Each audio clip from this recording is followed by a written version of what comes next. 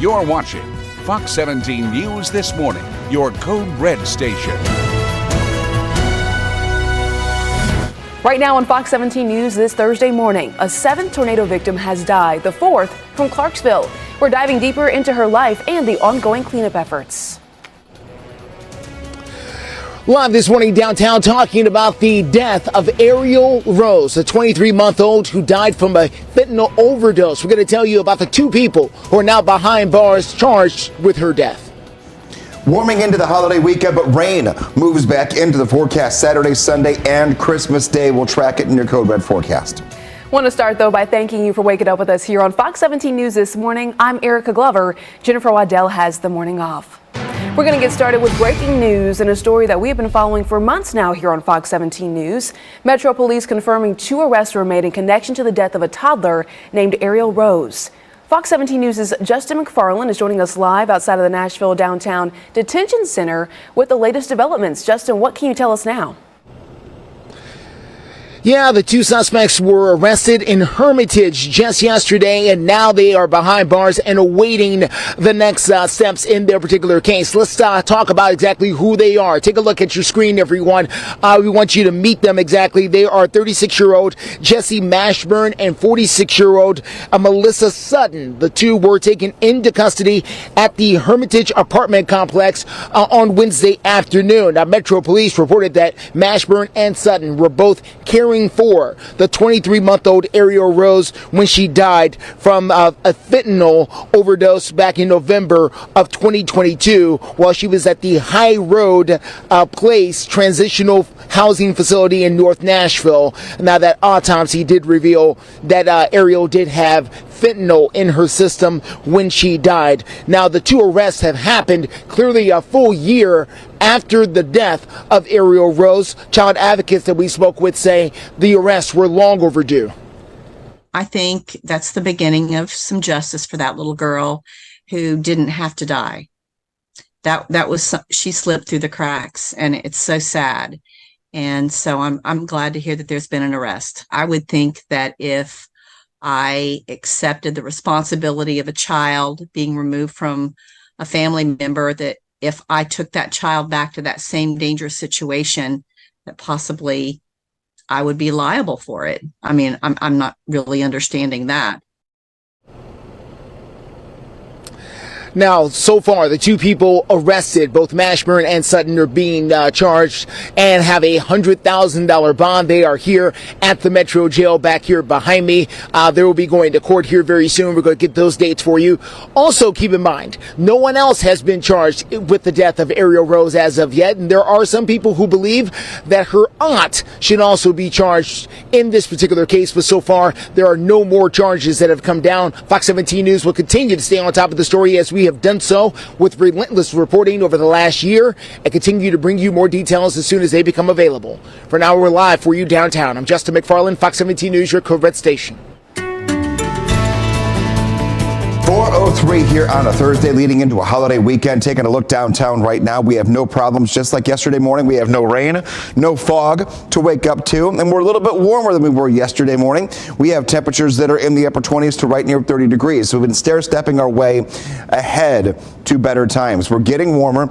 Weekend travel is the big question here. Whether you're driving, whether you're flying, what can you expect? I will tell you locally, not a whole lot we have to worry about. There are a few spots across the country that could be more of an issue. Right side of your screen, you have your current temperatures that are in the 20s and 30s. Christmas Day itself, right up near 60 degrees. That is also, though, our best chance for some rain in the forecast. Here's what it feels like. We're in the upper 20s to right near 30 degrees. Your 7-day forecast, let's just get you right to it and get you up and get you moving. 58 degrees today and tomorrow, 60 degrees on Saturday, 64 on Sunday, and 60 on Monday. Nighttime temperatures get warmer. We'll focus much more on the upcoming potential rainfall coming up in a few minutes.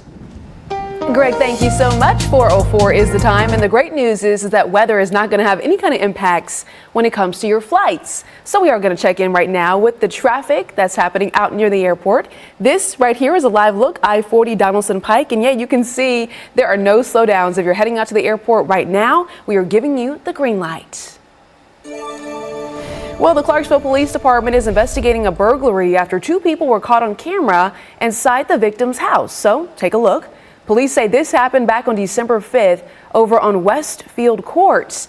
And right now they're searching for these 2 men who appear to be teenagers. If you know anything about this burglary or the 2 folks involved, you were asked to call Clarksville Montgomery County Crime Stoppers. That number is right there on the bottom of your screen. It's 931-648-8477. Meanwhile, Metro Police say 2 teenagers tried to steal a car over in downtown Nashville, but they were caught before being able to get away. Police say a 14 and 16-year-old were trying to leave a Church Street parking garage in a stolen vehicle, but once they saw the officer getting close, the teens, they jumped out. Both were arrested.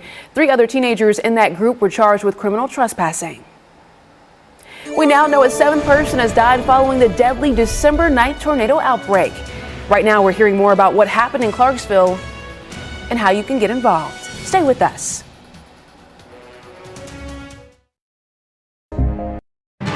At 4:08, Fox 17 News has continuing coverage on the deadly tornado outbreak. We now know 4 people died in Clarksville, bringing the death toll to 7. So Fox 17 News working to talk about the relief efforts, but also talking about what you can do to help the victims who are dealing with this. Over on Fox17.com, we have GoFundMe accounts set up for a lot of the victims, for family members who say, yeah, we still need help. We're going to have live updates out there in the field talking about what you can do, how you can get involved. Right now, though, Fox 17 News' Kylie Walker is joining us live off Evans Road. That's where a 78-year-old woman lived, and she unfortunately died. Kylie, what can you tell us this morning?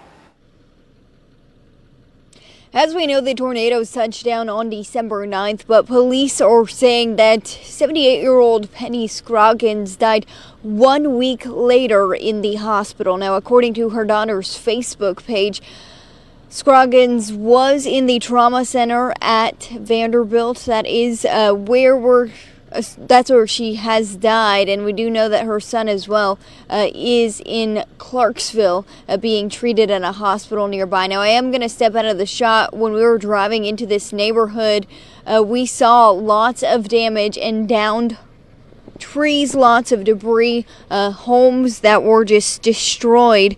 Now, behind me is just some of the aftermath from 12 days ago as the EF3 tornado, 150-mile-per-hour winds ripped through communities, killing 2 other adults and a 10-year-old boy, bringing that death toll to 4. Now, yesterday we learned that a woman who survived the deadly tornadoes, she recalled the events, and she was also buried underneath the rubble. Everybody's moving pretty much. 2 of my neighbors don't want to be here anymore. It is very scary. It's the first time I've been in one, and I'm 43. Now, yesterday we learned that the damage of the tornado extended into Kentucky, and that tornado actually tracked longer than previously expected. It was more than 47 miles long. For now, live in Clarksville, Kylie Walker, Fox 17 News, your Code Red station. Kylie, thank you so much. And of course, Fox 17 News, we are dedicated to helping those impacted by the tornado, which is why we're partnering with the Salvation Army. And we understand we cannot help mid-state storm victims without your help. So do me a favor right now. Scan the QR code that's up on your screen to make a donation. And please remember, no amount is too small. Greg, we keep telling folks that no amount too small. It all makes a difference, goes to the right place. That it doesn't, even your time. Maybe you don't have the monetary ability to help out, but you can go help out and just dedicate some time, a couple hours to maybe go somewhere where they need some help. Maybe a couple days off for the holidays. Yeah, a couple days off for the holidays. You just help someone out. It doesn't need to be financial. It can also just be dedicating your time to help folks. Taking a look here, not quite as cold as yesterday morning, which is good. 2 days ago, we had wind chills in the teens. Now we're at 30 in Nashville, so we're trending warmer. Taking a look here downtown, not much happening, not much to worry about. We've been talking about our sunset tracker.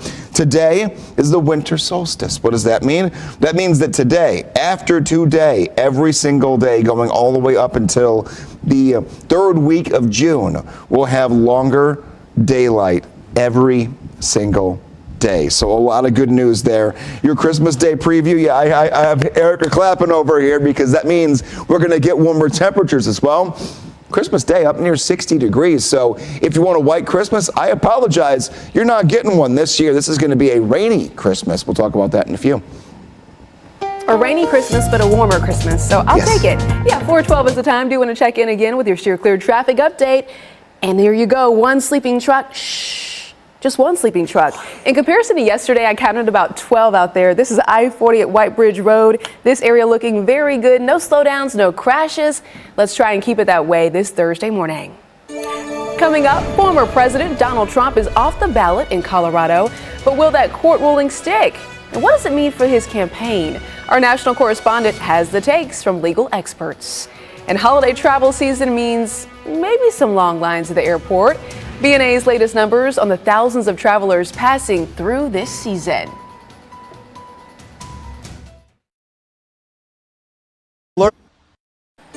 At 4:14, Fox 17 News showing you a live look over the Nashville skyline. The sun not up just yet, but those temperatures a little bit chilly out there. Our Fox 17 News Code Red meteorologist Greg Bobus says there are no chances for snow this Christmas, okay? So keep that in mind. He's going to have our full forecast coming up in just a couple of minutes.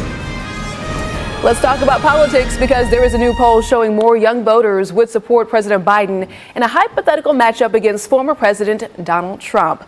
According to The Economist, more than half of registered voters under 30 say they would support Biden, while less than a quarter said they would support Trump.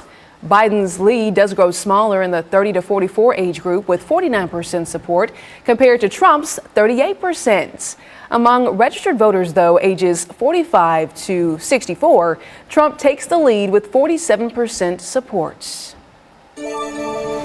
In national headlines, sticking with politics, that stunning decision out of Colorado where the state Supreme Court has barred Donald Trump from being on the ballot in the 2024 election.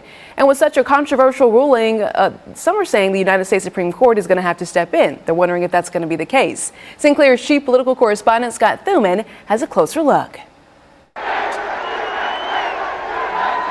For Donald Trump, the hurdles in returning to the White House a bit higher now after Colorado's Supreme Court ruled his role in January 6th and efforts to overturn the election amount to insurrection and essentially make him ineligible.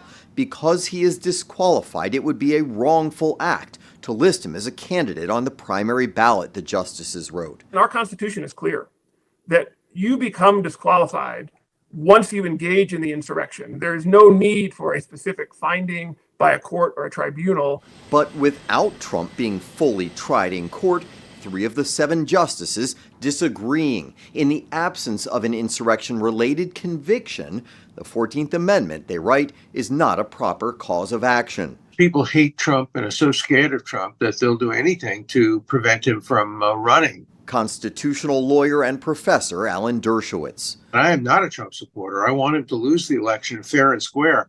But without the thumb of the judiciary, Congress and only Congress can pass legislation implementing the provisions of the 14th Amendment. It leaves nothing to the states. President Biden, too, now weighing in on another legal drama likely destined for the U.S. Supreme Court. Now, whether the 14th Amendment applies, I'll let the court make that decision. But he certainly supported an insurrection. Faith in both the courts and a fair ballot count, some argue, now appear hand in hand. We need to allow the voters to vote. We need to hear their decision. And the court here just said, you're not going to get that. In Colorado, we're not going to let you vote for Donald Trump. While other states have made similar efforts to keep Trump off the ballot unsuccessfully, the first votes are just weeks away, so it's expected the Supreme Court will act quickly. In Washington, I'm Scott Thuman. Well, Greg, I said earlier that there is 0 chance, I mean nothing, don't even think about it, chance for snow Christmas weekend. Yeah, if you're a person who's making a bet on snow for the weekend, don't make your bet on snow for the weekend. It's just not going to happen. There will be some rain, Erica, but I'll tell you right now, when folks are coming into town, better to have rain and 50s and 60s than have 30s and snow. I mean, absolutely. In every way, shape, and form, our travel here locally should be good. Now, are we talking about thunderstorms, though, or light showers? Not at all. Just showers. Just rain showers, no thunderstorms. So this is honestly best case scenario.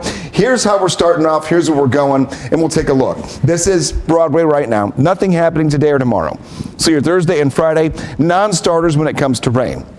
Saturday and Sunday, rain chances continue to get smaller and smaller. An isolated shower or two cannot be ruled out. However, there will be some decent rain that does move in for Christmas Day. Now, when I say decent rain, that was the perfect question that Erica asked, because we have to always think, well, are we going to get thunderstorms, severe weather? We had it 2 weeks ago. It was not fun to work through. We're still dealing with it, and we'll continue to have the cleanup. But as far as this weekend goes, none of that. No severe weather, no thunderstorms, just weekend rain that will move in. We'll keep it all clear. Holiday travel. Today, if you're going to Atlanta, Charlotte, Birmingham, you go to Cincinnati, St. Louis, all of these areas are going to be dry and sunny once again, just like they were yesterday and the day before.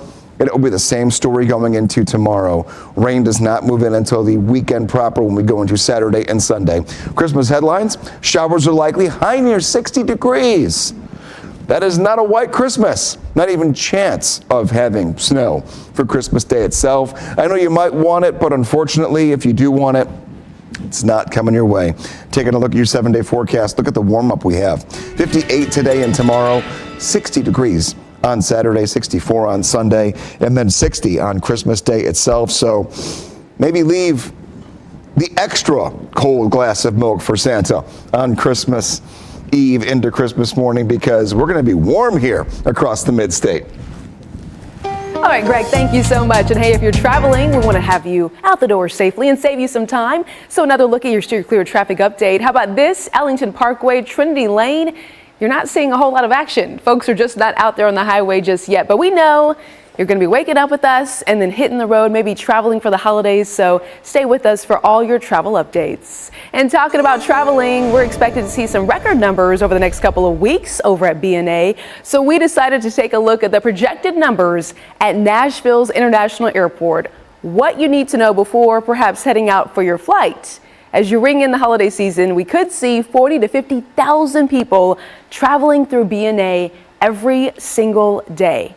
That's crazy to think about. So let's point out the top 3 busiest days. Coming in third is January 1st.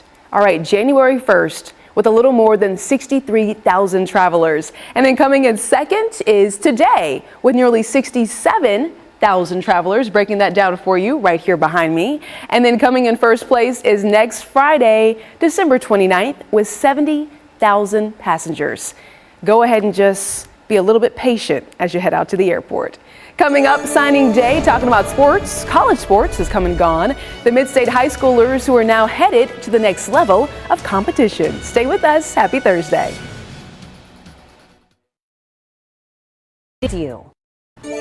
Okay, 4:23 is the time. Let's talk about sports, because yesterday marked the early signing period for college football, as high school athletes and transfers can now officially sign their national letters of intent. Here's a look at the rankings for the Vols and the Commodores when it comes to their recruiting classes, in case you're wondering. The Vols now have the 11th best recruiting class in the country. Tennessee inking 21 recruits. 10 of them are already enrolled, though, and participating in Citrus Bowl activities. When it comes to the Commodores, 19 total players signed in the early period yesterday, and their recruiting class is ranked number 39 in the country. That is all according to 24/7 Sports Composites rating system. The Pearl Cone Firebirds are coming off their first state title win in 26 years, and several of their top players will be continuing their football careers at the next level. Congrats. Grayson Beach signing his national letter of intent yesterday to play at Austin Peay, while Jason Overton and Zion Simpson-Smith will both become Blue Raiders next year. They signed, of course, with MTSU. Listen. The big thing with me, if anybody knows me, I'm big about I love seeing kids go to school. That's my motto. I mean, we're going to win games, but that's not my seeing young men go to school, get opportunities for free education, and playing a game they like to play, and getting a free education with it, that's a blessing. Yeah, sure is. Coach Bernetti also says the team has several more players that intend to sign during the next signing period. That is set in February.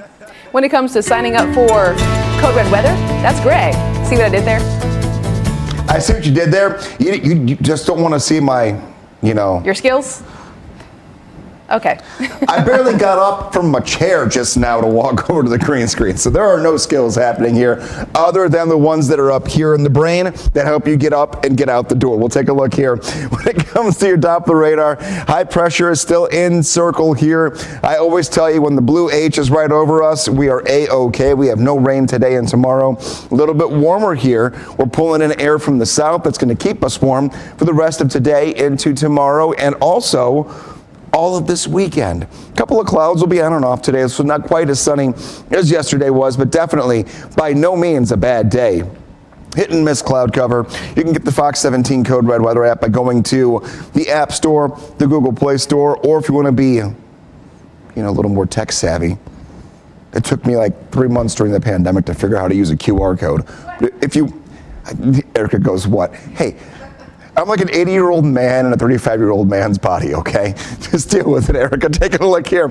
You can zoom in, you can scan it, you can go right to the App Store. It's a free app. You're going to have the hour-by-hour temperature, your 7-day forecast, and also our Doppler radar here. Wherever you're at, though, across the country, say you travel to the East Coast, down toward the South, Northwest, California, Texas, anywhere you go, you'll have that radar with you. 58 degrees today and tomorrow. No rain until the weekend. We'll start talking about dwindling chances for rain on Saturday and Sunday. They're getting smaller and smaller here with every forecast update. Erica? Greg, thank you so much. Do want to check in now with your Thursday update when it comes to your steer clear traffic report and give you a live look of I-24 Briley Parkway. Typically a very busy spot when you talk about your morning commute, but now it's looking very good. No disabled vehicles, no crashes, no slowdowns. This spot looks good. We're live this morning downtown Nashville telling you about the death of Ariel Rose and the 2 people who are now behind bars charged with her death. And coming up, we'll have details as the death toll rises in Clarksville.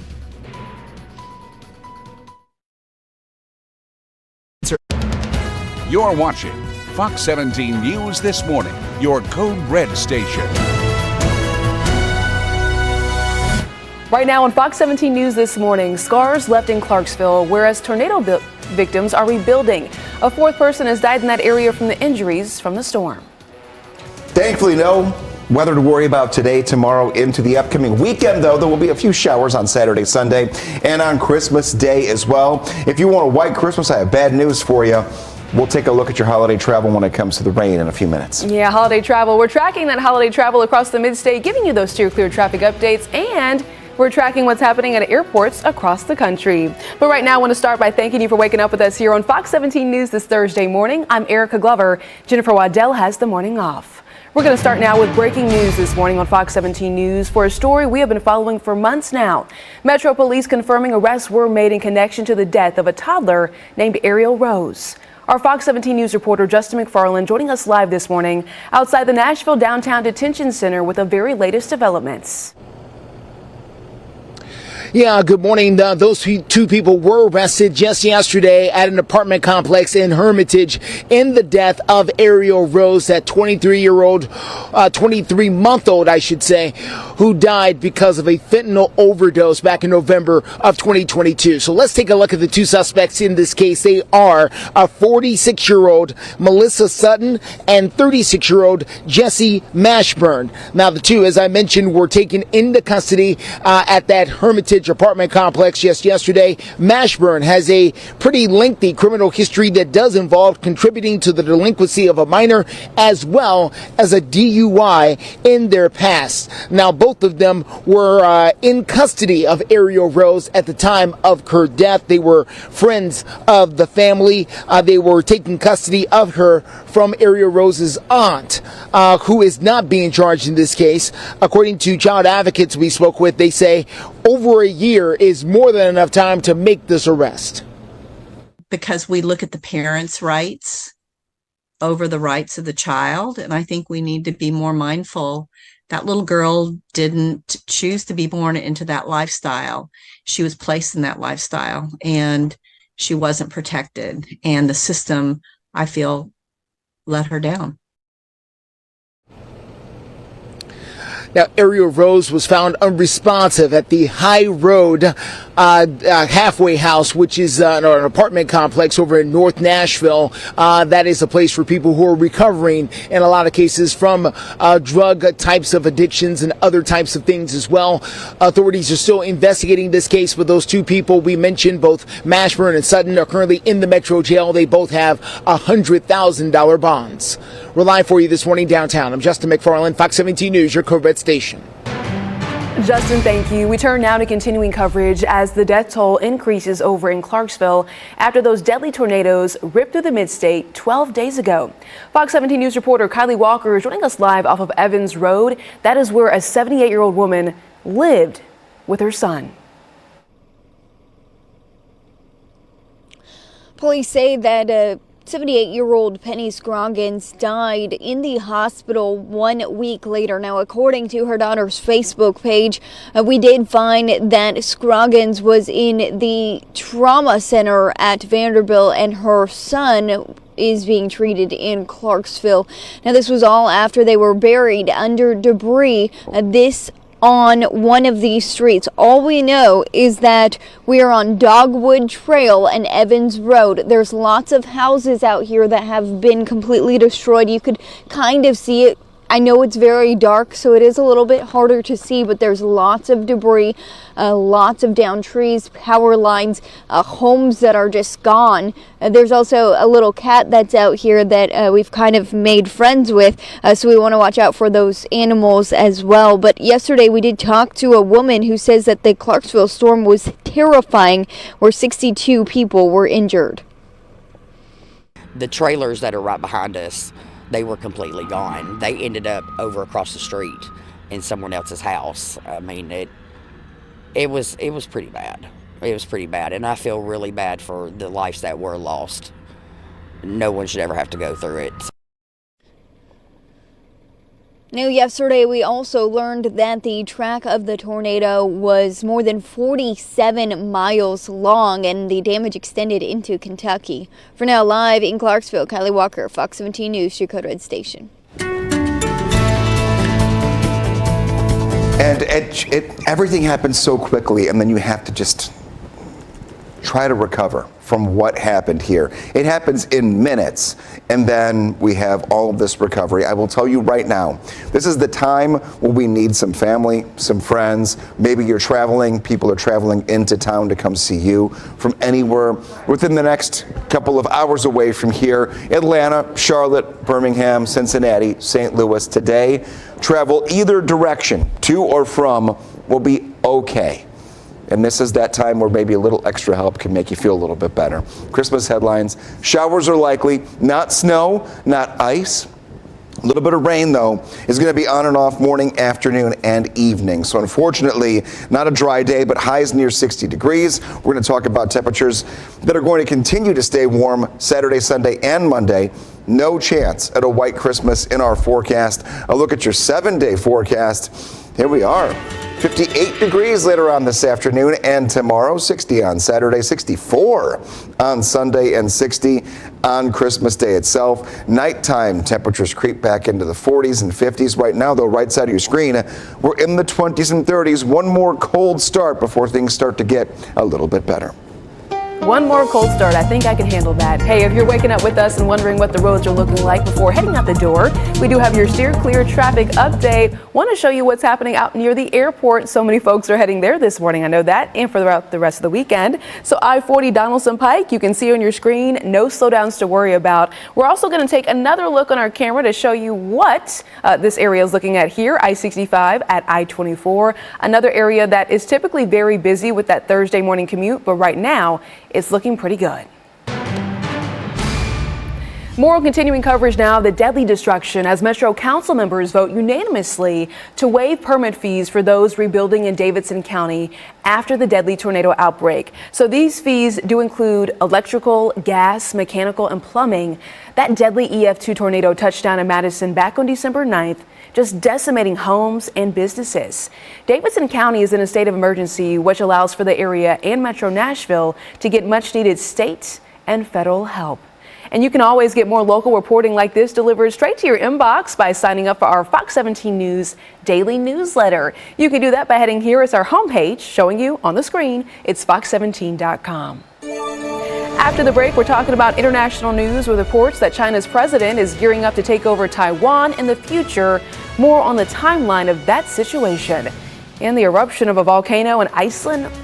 Wow. Okay, it slowed down, but we're going to talk about how the situation could calm down even more or potentially gear up and get more dangerous. Here's Fox 17. 4:39 is the time, and right now we're taking a live look over at Nissan Stadium, where the Titans are kicking off a noon game against the Seahawks. That's happening this Sunday. Greg was talking about just yesterday, we want to knock off the Seahawks because since we can't win, since we're playing for pride, why not ruin someone else's season? I mean, it's food for thought, right? Definitely, though, pack your poncho for Sunday's game, and we'll have your full forecast in just a couple of minutes. In international headlines, though, China's president reportedly telling President Joe Biden that Beijing will take over Taiwan. As reported by the NBC News, the Chinese leader made the announcement during his meeting with Biden in San Francisco. That was last month. Well, sources say he was blunt in the message, saying that he wants to take the island peacefully and not by force. It's unclear when Beijing plans to act, but according to the CIA, he was instructed the Chinese military to be ready to invade by 2027. China has long claimed ownership over the self-governing island, which declared independence from the Chinese government back in the 1940s. And we're also talking about this volcano, the eruption of this volcano in Iceland. That video, wow, it appears to be slowing down, but lava is continuing to flow from the volcanic vents. Crews warning the situation, as you might guess, it's still dangerous. The Icelandic Meteorological Office notes that many vents may open up the original fissure with little warning. So residents in the capital there are also on alert for possible pollution from volcanic gas. Authorities say the city may be spared, though, after a change in wind direction. I mean, Greg, every time we watch that video, I just cannot believe it. And imagine living near this and seeing all of this happening in real time. I can't imagine it whatsoever, and thankfully here back home, we don't get the earthquakes, we don't get volcanoes, that's for sure. And we're gonna just see temperatures that are warming. Here compared to there, way different story. Taking a look here, getting that cup of coffee to start off this morning here to kick off your Thursday leading into a holiday weekend as your shopping done, whether it's groceries or gifts. Today's a good day for it. 35 degrees at 8 a.m., 9 o'clock, 39. Sunrise for us this morning will be at 6:59, so we're still about 2 hours away from our sunrise. Until then, temperatures on the right side of your screen will continue to cool down. Keep that in mind. Car wash, scoot over. There we go. Today, tomorrow, and Saturday, all looking good, but rain late weekend into the upcoming Christmas Day itself. We're going to have rain on Saturday, Sunday, and Monday. Saturday and Sunday, barely a drop that will come down for most of us, but Monday for Christmas, rain chances are increasing. We'll talk about that in the next check of your forecast. Erica. Well, the good news is weather is not going to impact traffic today, especially this morning. So right now we're going to show you another look here. This is Moore's Lane at I-65. Just not a whole lot of people who are out and about as of right now. It's 4:42, but we know the traffic is going to pick up, especially as we head into the busy travel holidays. Folks who are off work hitting the highway there. Do see some flashing lights, but as of right now, not an issue at I-65 Moore's Lane. Coming up, problems could be brewing for American spirits manufacturers. How Tennessee whiskey plays into an international alcohol scuffle, and a local business owner giving back to the community after her trailer was stolen. Stay with us. Happy Thursday to y'all. Fox 17 News. Well, you likely know it as one of Tennessee's most famous exports, Tennessee whiskey, and Europeans are getting to know American alcohol products as well, making up a pretty large chunk of distillers' sales. But U.S.-made whiskey and bourbon are tangled in a disagreement with Europe over huge new tariffs. Fox News' Chad Pergam has a story. An emergency truce brokered by the U.S. and European trade negotiators blocked a staggering 50% upcharge on American spirits, including bourbon and whiskey, destined for the EU on January 1st. Bourbon is actually growing all over the world. The whole industry has really picked up the last 5 to 10 years.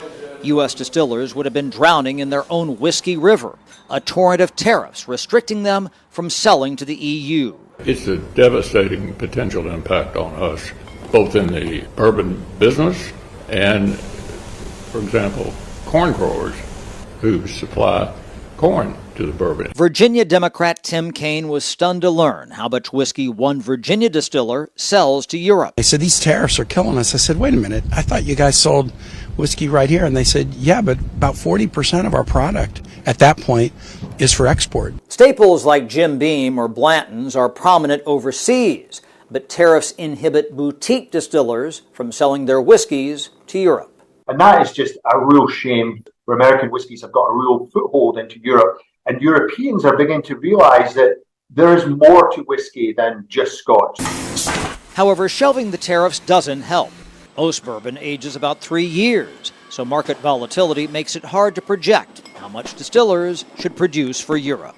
We're focusing in other markets. Probably 20% of us are selling into the European Union. So, yeah, a few sleepless nights.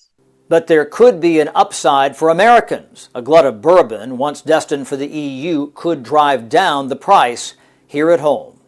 At the Whiskey Wall, Chad Pergram, Fox News. Oh, that's interesting. Okay, Toyota is recalling about 1 million vehicles all over a potential problem with the passenger airbag. This is important, so listen up. The recall covers models including the Camry, Sienna, and RAV4, as well as Lexus RX 350 and ES 350. The model years are between 2020 and 2022. Toyota says an airbag sensor in the recalled vehicles could short circuit. And Toyota also says the possible glitch can stop the airbag from deploying in certain crashes where it should activate. They're going to go ahead and notify owners of the recalled vehicles by the middle of February. If you want some more updates on this important recall alert, go to fox17.com. Let's talk about sports and look ahead to this Saturday. Fox 17 News is your home for college basketball. First, we have a matchup between Florida Atlantic and Arizona. That's going to be at 2 p.m. And then on Saturday nights, be sure to tune in when St. John's takes on the University of Connecticut. Then Fox 17 News, we don't stop there. We got your NFL action this Sunday. We have a doubleheader that starts with Detroit at Minnesota, noon game. That's followed by Dallas over in South Florida at Miami at 3 o'clock. See, Greg, we got a lot of sports going on. A lot of folks want to get in that sports mode for the holidays. This is that time of the year where, maybe you have the weekend off and you're getting the meal prep ready to go for Christmas Day, or you're just off in general. You got that Christmas ham, so you need some football and basketball. I actually have mine defrosting right now. I cannot wait for that Christmas ham I'm so excited. on Christmas Day. I'll tell you, it's not going to feel that cold, though. We're looking really good when it comes to temperatures. We'll be in the upper 50s today and tomorrow, and then low 60s leading into the weekend and Christmas Day itself. So if you want to have snow and the cold and all the feels and all the song titles, let it snow. It's not going to snow. It's not going to snow. I'm sorry. That's just where we're at right now. We have warm air moving in. We're going to be dry today. We're at 33 right now, so we're still a little bit cool to kick off today, but we're going to be much warmer each morning going forward. Christmas morning, you may wake up to temperatures that are in the 50s. That's where we're at. Taking a look here, just a few clouds that are on and off throughout today. Any clouds that move in are not going to bring in any rainfall for today. Here's your 7-day forecast.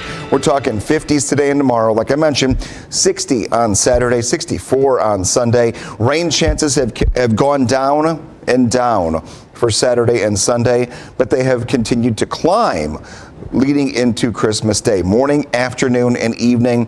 Have the umbrella, have the rain gear. Maybe you're going to someone's house to celebrate the holiday and you're taking whatever, please take something when you go to someone's house. Whatever it might be. Some sort of food, just something to help out the process. But make sure that we're going to have rain as you're carrying that inside going into Christmas Day. All right, Greg says, do not come empty-handed. If you're waking up right now and you're heading on over to Grandma's house or Grandpa's house, and maybe you're taking this area, Bradley Parkway at Whites Creek Park, it's looking pretty good. There are no slowdowns to tell you about. We're going to continue checking in on your steer clear traffic updates, though, throughout 9 a.m. because we know it is going to get very busy out there.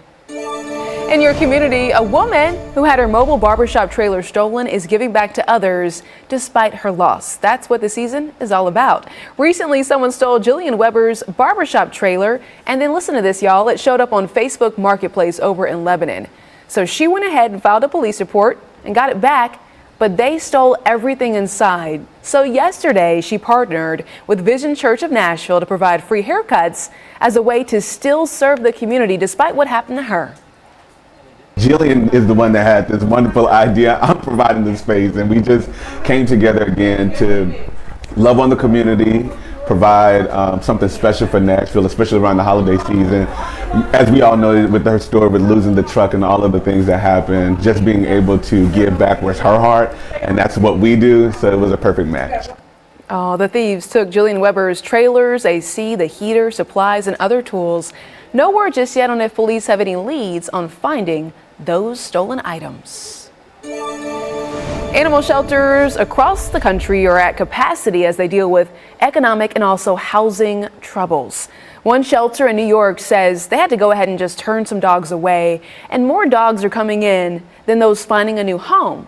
We hear that a lot. Shelters say it's especially the case with larger dogs. Operators say the influx could be due to the rising pet care costs and housing issues.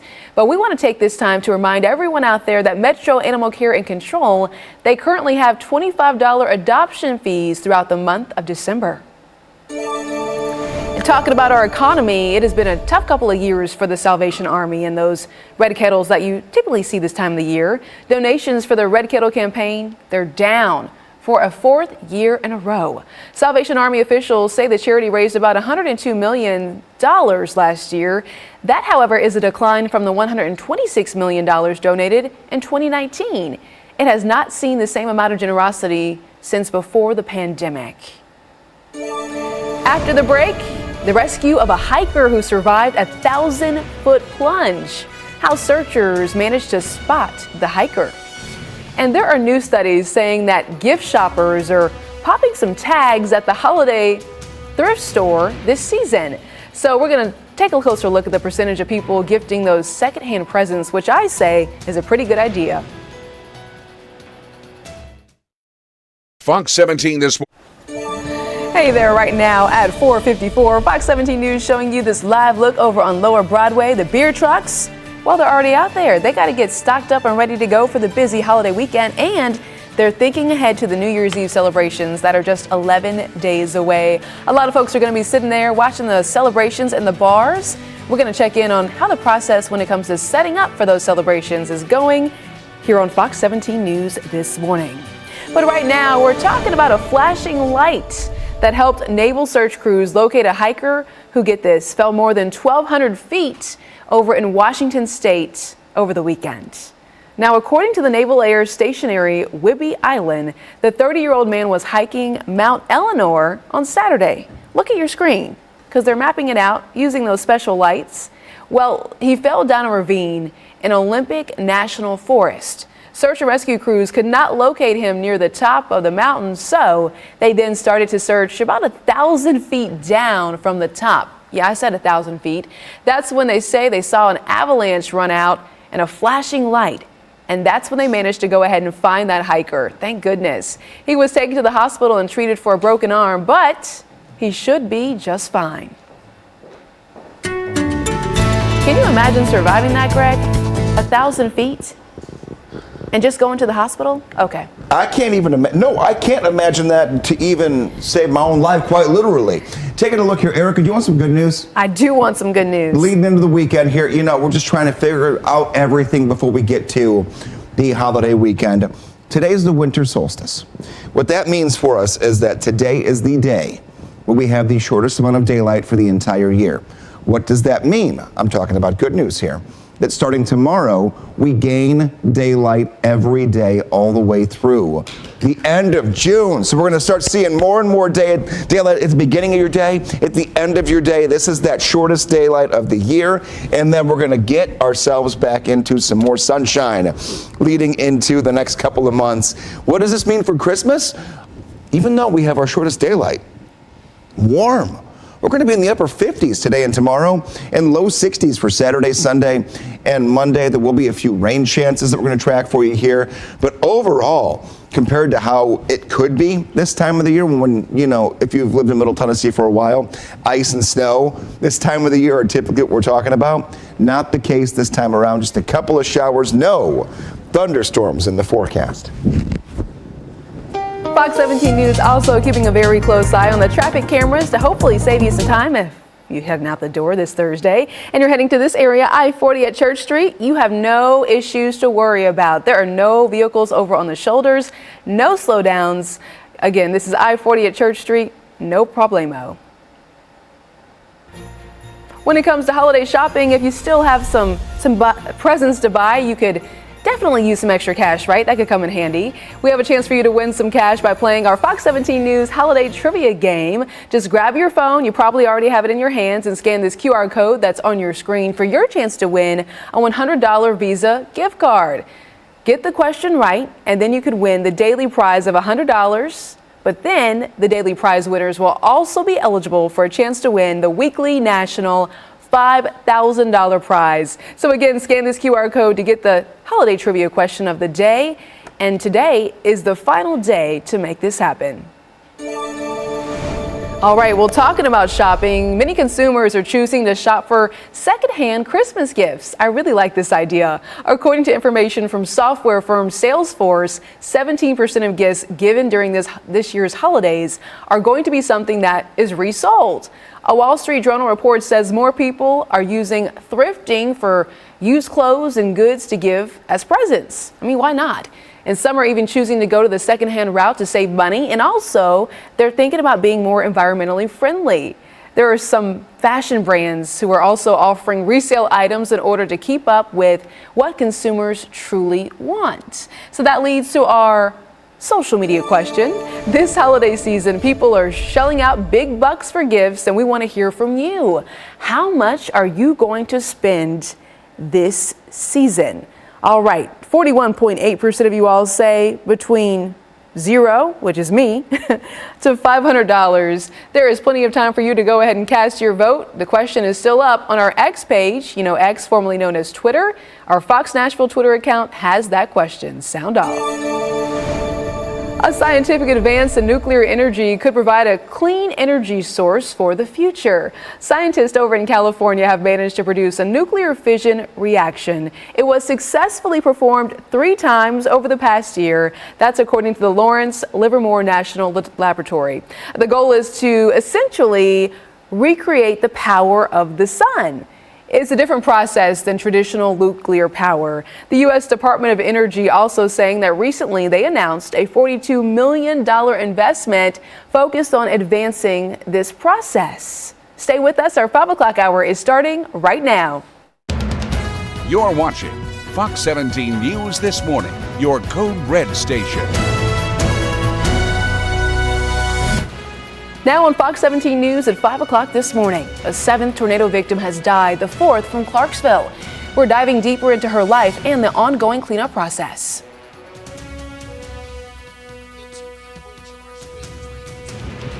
And we'll get to Justin McFarland out there here with some updates this morning and some breaking news and taking a look at your forecast this morning. Not a whole lot happening here back home. We're actually getting warmer leading into the Christmas weekend. We'll talk about that in your Code Red forecast. Hey, getting warmer sounds really, really good to me. I'll take it. Want to thank you, though, for waking up with us here on a Thursday morning at 5 a.m. for Fox 17 News. I'm Erica Glover. Jennifer Waddell has the morning off. We're kicking off this Thursday morning with the top 3 things that you need to know before heading out the door. 10 detainees were released over in Venezuela yesterday, and it could be a sign that the country's once frigid relationship with the U.S. is starting to improve. More on that story coming up a little bit later in this hour. Also, a federal judge blocking a California law that would restrict the concealed carry of a gun in certain sensitive places across the state. Now, those places include parks. It also includes sporting venues and schools. Gun rights groups applauding this ruling, while the state's attorney general says they will appeal this decision. And China's president reportedly telling President Biden that Beijing will take over Taiwan. That's according to NBC News. Also, according to the CIA, he has instructed the Chinese military to, quote, be ready to invade by 2027. China has long claimed ownership over Taiwan, which declared independence from the Chinese government in the 1940s. Well, Fox 17 News has breaking news now. We are covering a story that we've been following for months now. Metro Police confirming 2 arrests were made in connection to the death of a toddler named Ariel Rose. Our Fox 17 News reporter, Justin McFarland, joining us out there live in Nashville. You have the very latest updates. So what do we need to know about this case? Well, the 2 people charged were once put in charge of taking care of Ariel Rose. Now those 2 people are back behind me inside the Metro jail, and they're both being charged with her death. Let's take a look at who they are, everyone. We're talking about 36-year-old Jesse Mashburn and 46-year-old Melissa Sutton. They were both taken into custody yesterday at Hermitage in their apartments. Metro Police say they were both caring for Ariel Rose, who was just 23 months old when she died because of a fentanyl overdose. Now, Rose was found dead inside of the High Road Place apartments over in North Nashville. It's a transitional housing facility for people who are dealing with addiction and other types of issues. She was found to have fentanyl in her system, according to the autopsy. Now, a child advocate we spoke with say an arrest in this case was long overdue. Keep in mind, Ariel Rose was found unresponsive at that apartment complex back in November of 2022.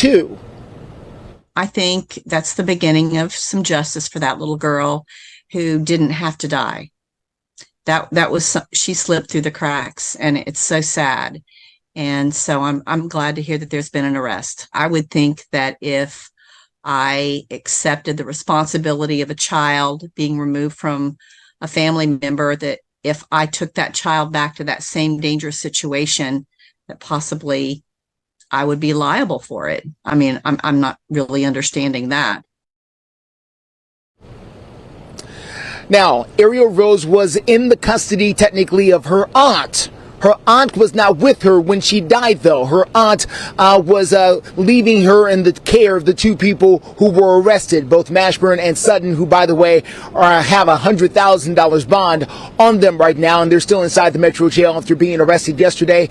Ariel Rose's story does not begin over at the High Road Place apartments in North Nashville. It actually begins a little bit earlier than that, over at the park over in West Nashville. That is where we first met her, and we're going to get into that part of this coming up here a little bit later in the morning.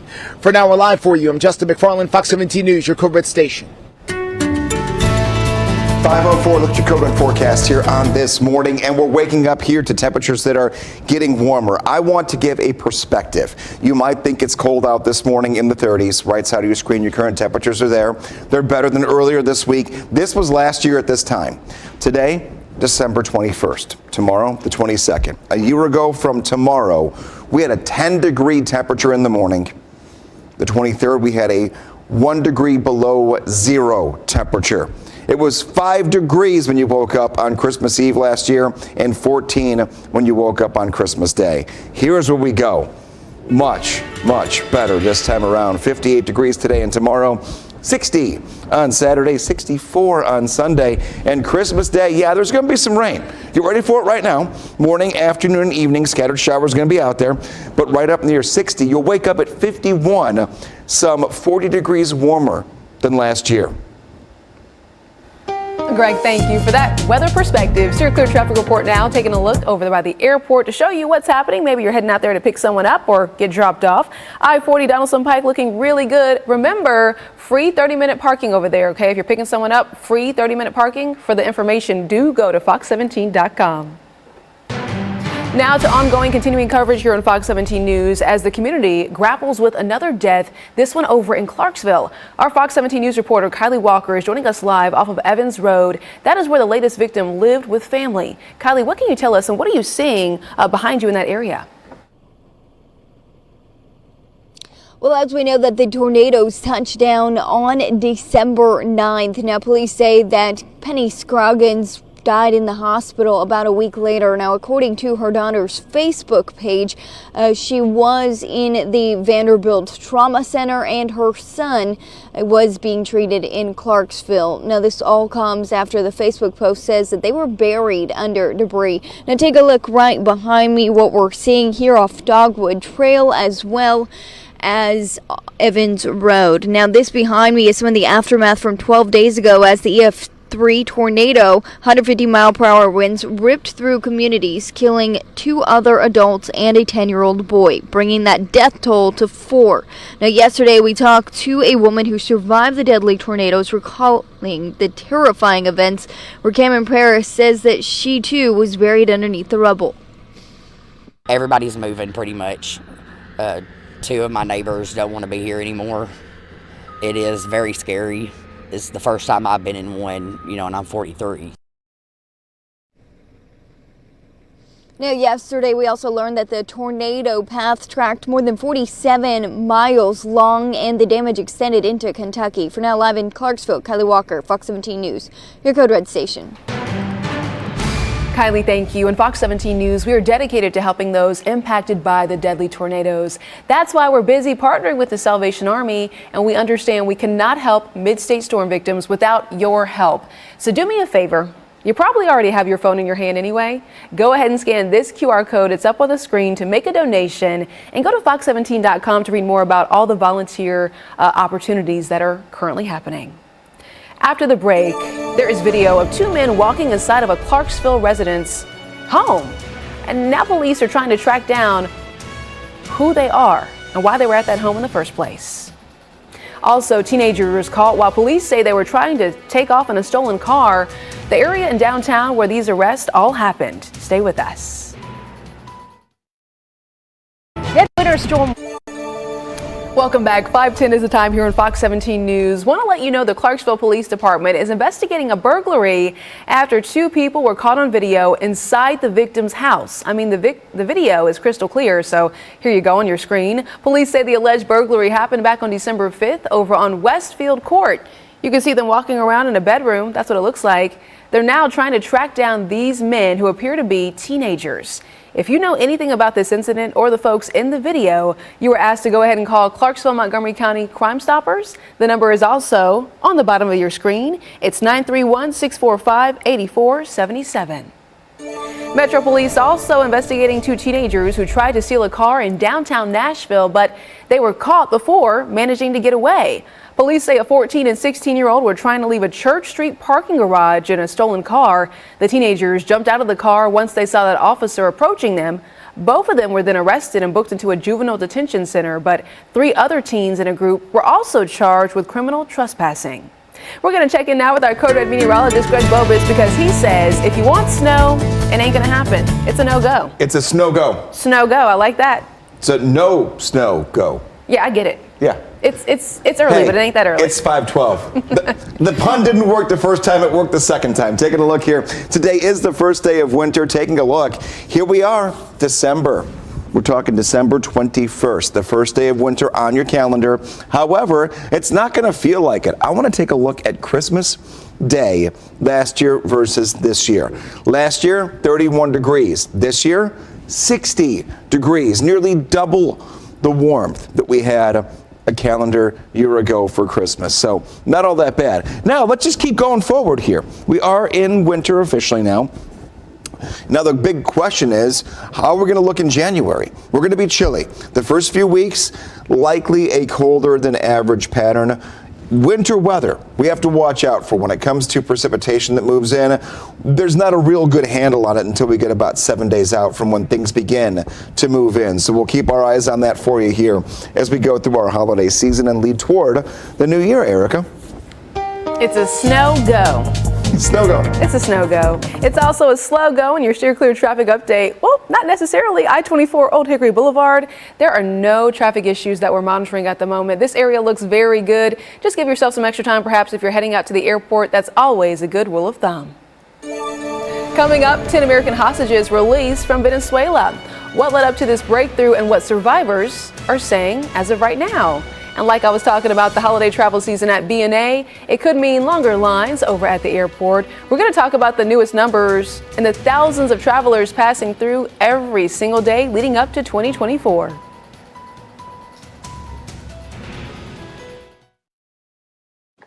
Hey, honey? In international headlines, several Americans are finally back home after being imprisoned over in Venezuela. And it's all part of a major prisoner swap between the U.S. and the South American country. The Biden administration, though, is seeking to improve strained relations between the two nations. Fox News correspondent Ted Lindner has today's story.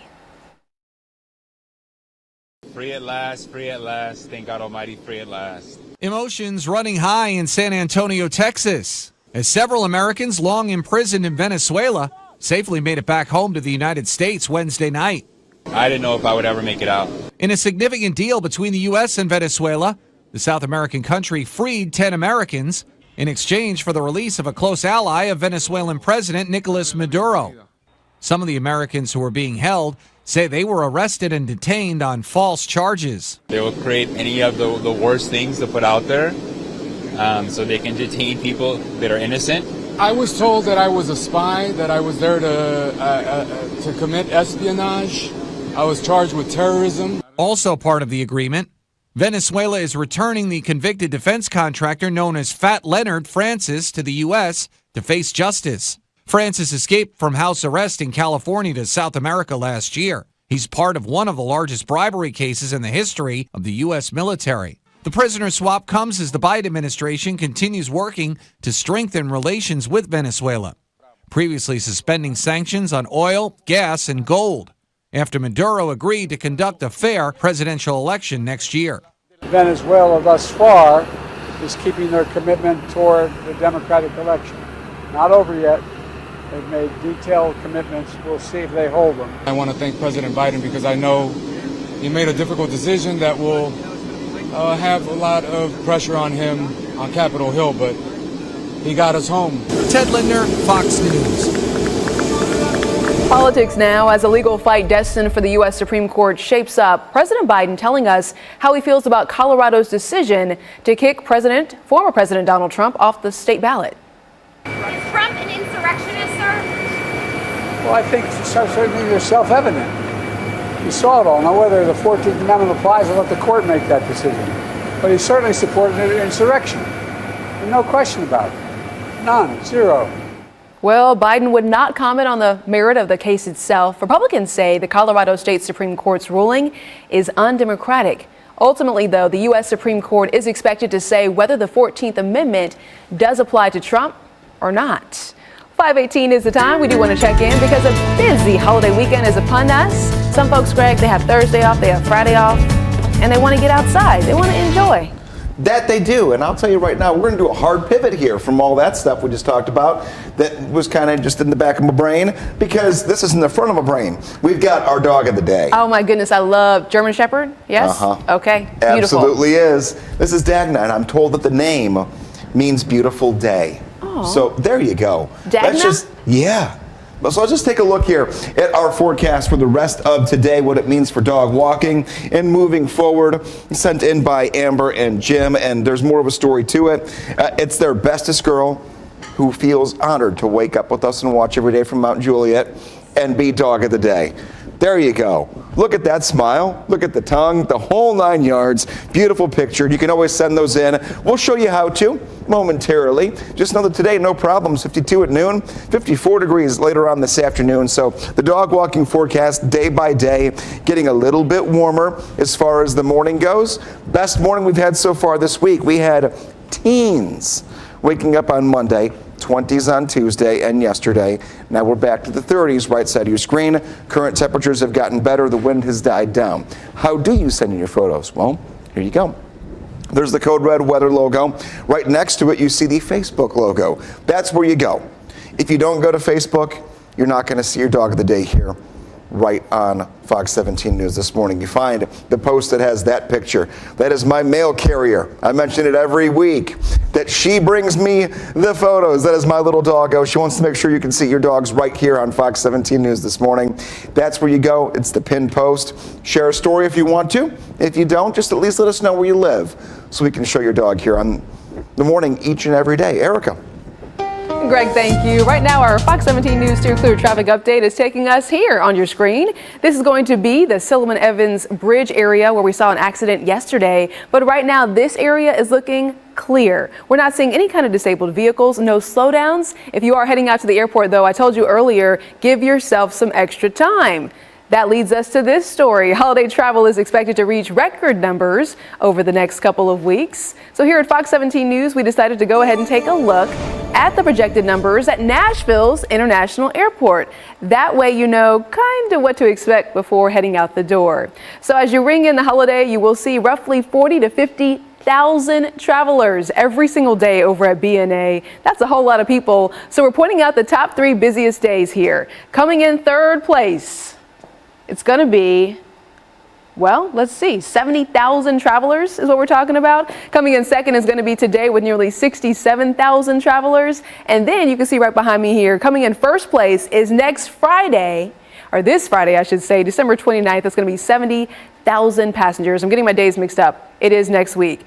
Coming up, though, it's time for a holiday tradition courtesy of the U.S. military. Our Fox News correspondent going behind the scenes of the Santa Tracker, always a favorite here. Good morning. Stay with us. First, I use better. Good morning. Welcome back. Time right now is 5:24. Kids, listen up. Santa's getting ready to get the presents right to your living room here across the entire world. The North American Aerospace Defense Command, NORAD, they're getting ready to gear up to track his every movement. Fox News' Kennedy Hayes has a look behind the scenes of how it all works. What you see behind me is the magic in process. Come Sunday, this place will be transformed into a winter wonderland, packed with more than 1,000 volunteers answering calls from children wondering where Santa is around the world. We track Santa with the same assets that we use to keep the North American continent safe every day, which is our jets, our radars, and our satellites. This year, NORAD will track Santa in this center on the Peterson Space Force Base in Colorado Springs. Even though Santa is faster than Starlight, with their powers combined, we get a really good sight image of where he is at all times. Military and civilian volunteers flood in from 4 a.m. to midnight. This is one of the first stops for our volunteers as soon as they enter through the hangar and they're greeted. The modern tradition of tracking Santa started in 1955 when a child dialed an unlisted NORAD phone number in an advertisement. A colonel picked up and the child asked where St. Nick was. 68 years later, NORAD Track Santa has grown into a massive operation. Well, we got just under 100 phones in this location. We'll probably take, in the past, we've taken over 250,000 calls in the 20-hour period of time. Preparing to share Santa updates in 8 different languages means all hands on deck for volunteers and U.S.-Canada NORAD teams. Last year we took a call from a group of kids in Ukraine who were calling on a little battery phone, and they said all that they wanted was for Santa to turn their power back on. So it's moments like that that just give us all pause and remind us of the global reach that NORAD Track Santa has and the importance. NORAD says they cannot predict an exact time Santa will come down the next chimney in your home, but they say it appears he only arrives when children are asleep. In Colorado Springs, Colorado, Kennedy Hayes, Fox News. 5:26, taking a look at your forecast here, and yes, Santa's getting ready. The elves finishing up the toys, getting the sleigh ready to go. Christmas Day is like one of the best days of the year. If you're a kid wanting that toy, you got the list. Santa's checking it twice. I'm not going to finish the song because we don't have the copyrights. I almost didn't sing song either. 48 degrees at 8 a.m. on Christmas Day, 58 at noon, 57 degrees at 4 p.m. Very warm compared to last year. Our temperature barely hit 30 last year. This time around, up near 60 during the afternoon. And our 8 to 14 degree, or I should say our 8 to 14 day precipitation outlook keeps us below average. So there will be some rain Saturday into Sunday and Monday. Monday being Christmas, our best chance for rain, but not thunderstorms, no severe weather, nothing to worry about in the forecast, just inconvenient if you have plans, so keep that in mind. But this morning, nothing coming down right now, right side of your screen. Temperatures are in the 20s and 30s. Warmest morning so far this entire week. Now let's get you back out on the road here and kick off this Thursday morning and steer clear traffic and what you can expect getting up on the door. Not much that we're seeing so far right now. We have I-40 at I-65. This is the west loop here. Just think about that here. Geographically, we're going west of town here. Not much has been happening throughout this morning, which is good news. We had a lot of issues yesterday morning. Hopefully everyone minds their P's and Q's and keeps things going here throughout this morning and keeps it a nice steer clear, literally, traffic morning here on a Thursday. Coming up, details as the death toll rises in Clarksville in the tornado aftermath. We'll have all those details after the break. Our Christmas sale. You're watching Fox 17 News This Morning, your Code Red station.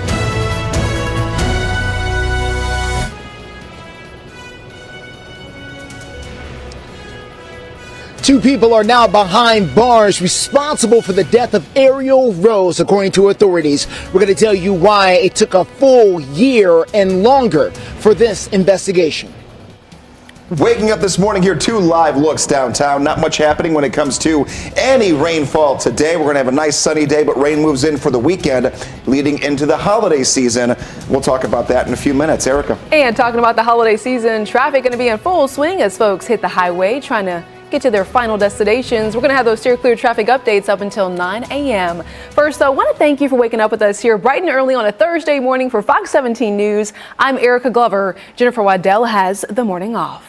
We begin with breaking news and a story that we have been covering for months now. Metro Police now confirming 2 arrests were made in connection to the death of a toddler named Ariel Rose. Our very own Fox 17 News reporter Justin McFarland is joining us live right now outside of the Nashville Downtown Detention Center with the very latest developments. Justin.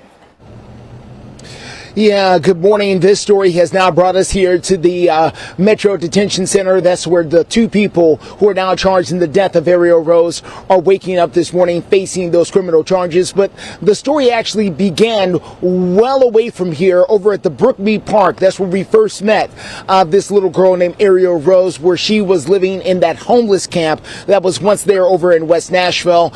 She later died, and now the 2 people responsible are behind bars here. Let's show you those 2 people we're talking about. We're speaking of 36-year-old Jesse Mashburn and 46-year-old Melissa Sutton. According to authorities, they were arrested at an apartment complex in Hermitage on Wednesday. Metro Police say that Mashburn and Sutton were caring for Ariel Rose when she was found unresponsive at the High Road Place Apartments over in North Nashville. That is a transitional housing facility for people recovering from addiction. According to authorities, Ariel Rose, just 23 months old at the time, had 12 times the lowest reported lethal dose of fentanyl in her system. Now, child advocates we spoke with say an arrest is long overdue in this particular case because Ariel Rose was found unresponsive in November of 2022. Why did it take so long to make an arrest? Clearly, they had all of the information that they needed. They had a dead child. A child that had been in a very dangerous situation many times, that she was removed from those situations. And how did she end up back in that environment again? Now, again, the 2 people arrested, Mashburn and Sutton, are both facing charges. They have a $100,000 bond. They were responsible for taking care of Ariel Rose, but they did not have direct custody of her at the time. That belonged to her aunt. Her aunt is not facing any charges this morning. It's unknown if she will. We're live for you this morning. I'm Justin McFarland, Fox 17 News, your Code Red station. Justin, thank you. The death toll, unfortunately, continuing to increase over in Clarksville after we have more updates about the tornado damage that tore through the mid-state 12 days ago. Fox 17 News' Kylie Walker is joining us live off of Evans Road, where the latest victim lived with her family. Police say that Penny Scroggins died 1 week later in the hospital. Now, according to Scroggins' daughter's Facebook page, she was being treated in Vanderbilt Trauma Center while her son was being treated in Clarksville. And this all came after they were stuck under debris, according to that Facebook page. I'm going to step out of the shot so you can see what we're looking at, because we are currently on Dogwood Trail and Evans Road. And this is the area. We don't know what exact house she lived in. We just know that this was the area. It is a little bit hard to see right now. It will be a little easier to see during the day, but my photographer and I were just shocked as we drove into this neighborhood because we have not been here before. There's lots of down trees, down power lines, lots of debris, trash all over, and then homes just completely destroyed. Now, yesterday we talked to a woman who says the Clarksville storm was terrifying, where 62 people were injured. The trailers that are right behind us, they were completely gone. They ended up over across the street in someone else's house. I mean, it was pretty bad. It was pretty bad, and I feel really bad for the lives that were lost. No one should ever have to go through it.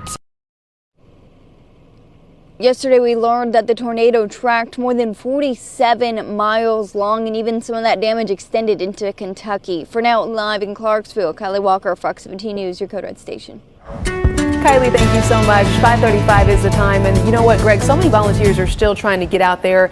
And we're wondering if the weather's going to allow them to do so. When do the rain showers start? Showers don't start until Saturday into Sunday, and those rain chances real small. So we're okay for most of the weekend. The best chance for rain is going to end up being on Christmas Day itself. Today and tomorrow, nothing to worry about. Warmer mornings than earlier this week. Today is the first day officially of winter. But it's also going to be one of those days where this is the shortest amount of daylight we have, and then the daylight begins to expand every day going into June. Coming up in your forecast, we'll look at that 7-day forecast. We'll talk about rain chances for your weekend and give you your full Christmas outlook for Monday. At 5:36, if you're just now waking up with us this Thursday morning, we do want to check in on your Steer Clear traffic update and hopefully save you some time before heading out the door. How about this live look? I-40, 46th Avenue. You're not seeing any kind of brake checks out there. This spot looking really, really good. We're going to continue tracking all your traffic updates up until 9 o'clock. Just ahead, though, despite having her trailer stolen over in Lebanon, one woman is remembering the true reason for the season. More on her mission to give back.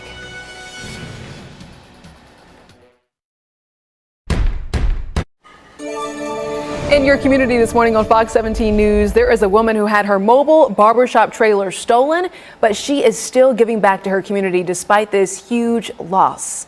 So we're going to go ahead and talk about this. Recently, someone stole Julian Weber's barbershop trailer. Jillian Weber, it showed up on Facebook Marketplace over in Lebanon. So she went ahead, she filed a police report, she got it back, but the thieves took every single thing inside. She went ahead still and partnered with Vision Church of Nashville to provide free haircuts as a way to serve her community yesterday despite her huge loss. Listen. Jillian is the one that had this wonderful idea. I'm providing the space, and we just came together again to love on the community, provide something special for Nashville, especially around the holiday season. As we all know, with her story, with losing the truck and all of the things that happened, just being able to give back was her heart, and that's what we do, so it was a perfect match. That was the senior pastor there talking about her. The thieves took her AC, the heater, supplies, and some other tools. No word just yet on if police have any leads on finding those items, but if you want to check out this story, maybe you have some information about where it could be, those items, please go to fox17news.com. 5:40 your time, and the countdown is on to Christmas Day. We're only a couple days away from it. And last year, this was that time of the year where the bottom dropped out with temperatures. We had low temps that went below zero over the course of the next 5 days. What does this year look like compared to last year? Last year, 31 degrees for Christmas. That was it for the high temperature. You woke up right around 14 degrees. This year, you're going to wake up at 51 and be up to 60 degrees during the afternoon. You're not getting a white Christmas, you're getting a warm Christmas that will come with a couple of rain showers. So have the rain gear ready, have the umbrella ready. Know that rain is going to be there morning, afternoon, and evening. Okay, no white Christmas showers though. I'll take it. 541, we're going to check in now with your steer clear traffic update to see what is happening over near the airport. That exit ramp, sometimes it gets pretty sticky out there, but right now I-40 Donaldson Pike, this area is looking so good. Let's keep it that way. We'll continue following all of your traffic updates though. Stepping up at quarterback, what Ryan Tannehill had to say about potentially coming off the bench for Sunday's game. I know Titans fans are keeping all eyes on that update.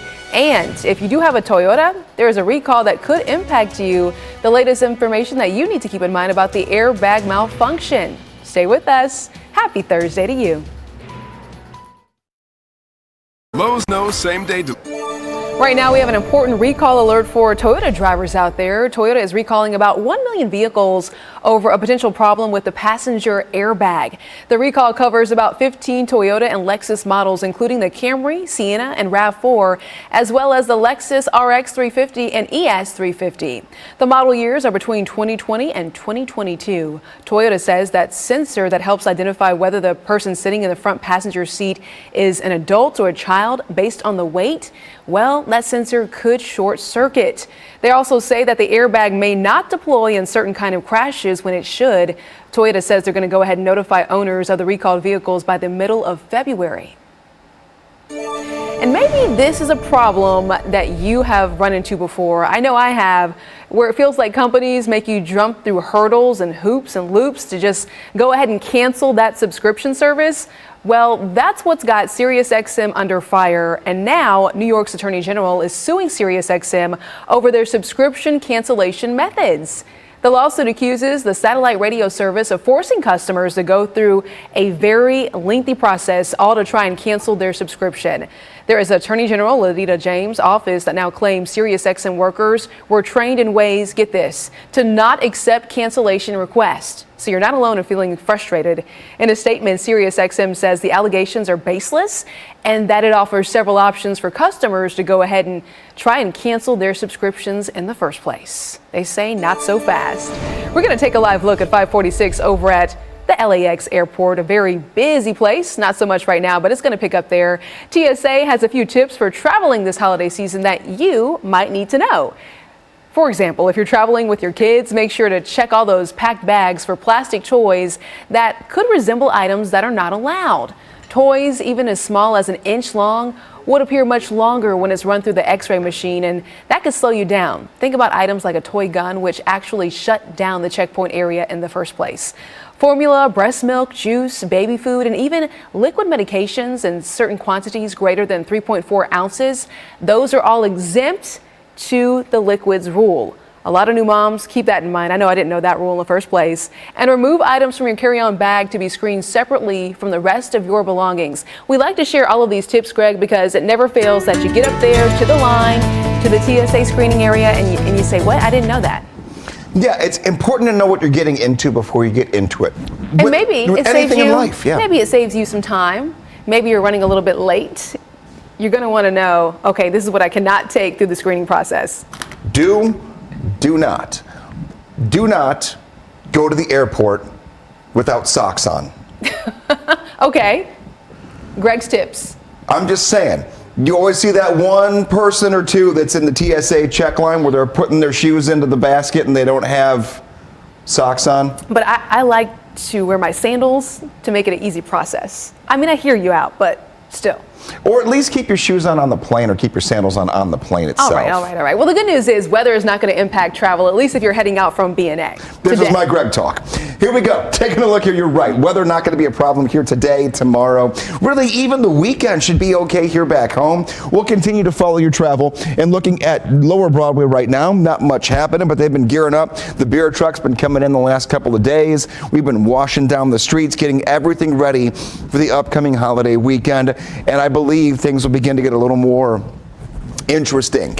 We'll leave it at that. On Broadway starting later on today. As far as our code red threat level, we are in the all clear. A little bit of weekend rain that we can't rule out. A pop-up shower or two for Saturday and Sunday will be in the forecast, but our rain chances have gone down significantly since we actually got into this week. We were much colder to begin the week. The rain chances looked bigger. Now we're getting warmer and the rain chances are going down. Can't complain about that. Let's talk holiday travel. Maybe you're just driving. You're going to just turn the key and get going. Atlanta, Charlotte, Birmingham, Cincinnati, St. Louis, all of those areas will be dry. Coming up, we're going to look at your 7-day forecast here in about 5 minutes and piece it all together going into the upcoming Christmas weekend. Right now, I want to get you out on the road. I just mentioned some areas that are easy to drive to, and we'll take a look at steer clear traffic. And if we're looking at an easy situation here this morning, taking a look, I-24 and Highway 96. And you can take a look here. I mean, really, everything this morning so far has trended very nicely when it comes to our steer clear traffic. We had some big issues yesterday. This is going to be one of those times where we have to worry about the later hours of this morning, say 7 to 9 when we go live and local for you here, because that is when we have the best chance for some more heavy traffic with all the travel happening here today. But I want to talk Titans, y'all. Tennessee Titans have already been eliminated from playoff contention. Yeah, the Titans have been eliminated from playoff contention. And now, biggest question for the team is whether or not Will Levis is going to play this week from injuries. Do we sit him? Do we play him? Fox 17 Sports Director Joel Jelnick has more on the rookie's health and who will step up if he doesn't take the field. Titans rookie quarterback Will Levis did not practice on Wednesday as he continues to heal from his left ankle injury. The good news is he says it's improved since Sunday, and it's also not his plant foot. That's his right foot that he pivots off of when he throws. Now, if Levis is unable to go on Sunday, head coach Mike Vrabel says Ryan Tannehill will get the start against the Seahawks. A little ironic considering that it was Tannehill that hurt his ankle back in October and was replaced by Levis, and now it could be Tannehill again that replaces Levis if he's unable to go because of his ankle injury. Now, the two of them say that they have mutual respect for one another, and their relationship has grown throughout this season. And regardless of who starts on Sunday, the two of them will be ready to face the Seahawks. It's been great. I mean, like I've said, he's been a heck of a mentor, heck of a leader, heck of a teammate throughout all of it. And really a coach too, you know, in the meeting room, especially with how he's able to go through how he sees things or how he could see things potentially play out.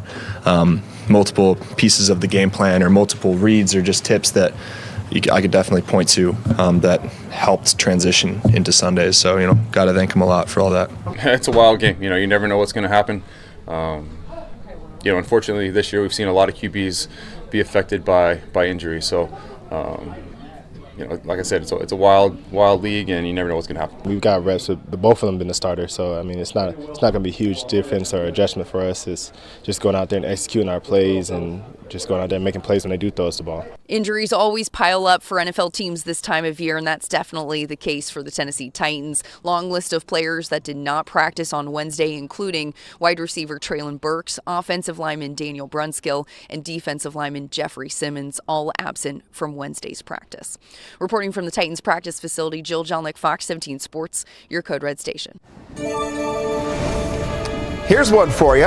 What do Kamala Harris, Beyonce, and Barbie all have in common?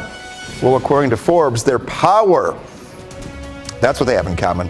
What made Barbie one of their picks for top 100 most powerful women? Coming up. Clients are never. 5:55 is the time. Right now, Fox 17 News showing you a beautiful live look over the Cumberland River. The Batman building is all lit up, and we're also talking about the temperatures scrolling on the right side of your screen. Right now, some places as low as 27, but a warm-up is on the way. We're talking 60s on Christmas Day, but you're going to want to take your poncho. We're going to explain your full forecast coming up in just a couple of minutes. But right now, we got to talk about Disney because the family's trip to Walt Disney World almost took a very disappointing turn. They realized the $10,000 that they spent on gift cards for the parks, it was actually for Disney Plus, the streaming service, instead of the Disney gift cards used in the parks. The big purchase, thousands of dollars, was part of a planned family vacation. One family member that we spoke with said her grandparents bought the cards as a present for their upcoming trip. But don't worry, because after all the attention, Disney agreed to go ahead and exchange their Disney Plus gift cards, you know, the $10,000 worth of gift cards for Disney Plus. They exchanged it instead for gift cards that could be used at the parks. So we want to know, this holiday season, people are shelling out big bucks. That was an example for either gifts that you can open or trips that you can take. So we're asking you this question over on our Fox Nashville Twitter or X accounts. How much did you spend on gifts this year? Right now, 41.9% of you all say between $0 to $500. I'm going with 0. Okay, you still have plenty of time, though, to go ahead and cast your vote. Go to our X page at Fox Nashville. Let us know how much you're spending. And if you're looking for some holiday cash, maybe some extra cash to help you pick up those last-minute presents, good news. You can still win your chance to play our holiday trivia game and win some cash. Grab your phone right now to scan this QR code that's up on your screen for your chance to win the $100 daily Visa gift card to play our holiday trivia game. If you get the question right, you could win the daily prize of $100, or get this. The daily prize winners will also be eligible to win the weekly national $5,000 prize. That could go a long way. So again, scan the QR code that's right there on your screen to get the holiday trivia question, and you only have today. Today is the final day to make this happen. She's everything, and not just according to Ken. Follow me here. Forbes has included Barbie in this year's list of the world's most powerful women, and she's the first fictional woman to be chosen, so quite an honor. The publication says Barbie has emerged as a symbol not only of female empowerment, but also, quote, the need to fight to recapture power that's been taken away. Since her debut all the way back in 1959, Barbie has worked 250 different jobs. She's a hardworking woman, but they highlight her role as an influencer, especially now with millions of followers across Instagram and TikTok. Like I said, she's had more than 250 jobs. That Barbie don't play. She means business. I think she's been a meteorologist at one point. She's been a meteorologist. She's been an astronaut. She's done pretty much all the jobs that anyone who growing up wants to do could potentially think of. So yeah, she deserves to be in the top 100. Taking a look here at your Christmas Day forecast. This is just a little sneak peek ahead to Monday itself. Much warmer than last year. We're going to compare and contrast last year to this year coming up next half hour. 48 degrees at 8 o'clock will be your temperature on Christmas Day. So waking up, opening up the presents, getting everything going, maybe a little breakfast here. 57 degrees by 4 p.m. Also, you can wake up with us. We'll help you start your day as you wake up on Monday morning. And you're going to be in the upper 50s to right near 60 degrees. Right now, right side of your screen, we're in the 30s. Warmest day so far this morning to kick off a morning so far this week. Coming up in a few, we will talk about weekend rain chances. Okay, maybe you're heading out the door to pick up some last-minute presents for the holiday season. Traffic is starting to pick back up at this busy area. This is I-40 at the I-24 junction. You can see it right there on your screen. The good news is we're not seeing any crashes at this point. Traffic is moving surely but slowly. We're going to continue tracking your traffic updates throughout 9 a.m. Stay with us. Our 6 o'clock hour is starting right now. You're watching Fox 17 News This Morning, your Code Red station.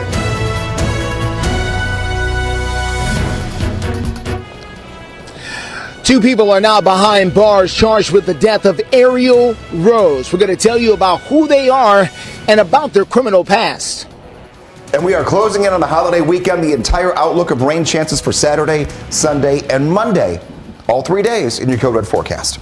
And of course, Fox 17 News has you covered in all things traffic and our Steer Clear traffic updates, saving you some time before heading out the door on this busy start to the holiday weekend. Some folks do have today off. Want to start, though, by thanking you for waking up with us here at 6 o'clock on Fox 17 News this Thursday morning. I'm Erica Glover. Jennifer Waddell has the morning off. We're going to get started with breaking news on a story that we've been following for months now here on Fox 17. Metro Police confirming 2 arrests were made in connection to the death of a toddler named Ariel Rose. So right now we want to get on out to Fox 17 News reporter Justin McFarland, joining us live right outside of the Nashville Downtown Detention Center. And Justin, you're sharing some really important updates about this case. Yeah, the update is this. There are two people behind bars who were both arrested yesterday in Hermitage, and they are the ones now being held responsible for the death of this 23-month-old child who died back in November of 2022. We're talking about Ariel Rose. Of course, here are the two people that police have arrested. They are 36-year-old Jesse Mashburn and 46-year-old Melissa Sutton. Now, according to authorities, Mashburn has a criminal history that does include contributing to the delinquency of a minor as well as a DUI in their past. Now, they had the custody of Ariel Rose, or at least they were caring for that toddler when she was found unresponsive over at the High Road Place Apartments over in North Nashville. That is a transitional housing facility for people recovering from drugs and other types of addiction. According to the autopsy, Ariel Rose had 12 times the lowest reported lethal dose of fentanyl in her system when she died. A child advocate we spoke with say an arrest was long overdue. Because we look at the parents' rights over the rights of the child, and I think we need to be more mindful. That little girl didn't choose to be born into that lifestyle. She was placed in that lifestyle, and she wasn't protected. And the system, I feel, let her down. Now, we first met Ariel Rose a few years ago when she was unfortunately among those living over at the Brookmead Park in West Nashville and that homeless camp that was there. Shortly after police discovered her there, she was moved over to that transitional housing facility there at the High Road Place Apartments. Authorities continued their investigation, but right now they've decided to hold those two people, Mashburn and Sutton, responsible for her death. They're being held here on a $100,000 bond. We're live for you this morning downtown. I'm Justin McFarland, Fox 17 News, your Code Red station. Okay, Justin, thank you so much for that update. We also have continuing coverage on the deadly tornado outbreak. We now know 4 people have died in Clarksville, bringing the death toll now up to 7. Our Fox 17 News reporter Kylie Walker is joining us live. She is off of Evans Road. That is where the latest victim, that's where she lived. Kylie, good morning. Hey, good morning. Yeah, we're off Dogwood Trail and Evans Road. We don't know her exact house. However, we are in the area and we're seeing lots of damage here. I'll get to that in just a moment, but we do know that those tornadoes did touch down on December 9th.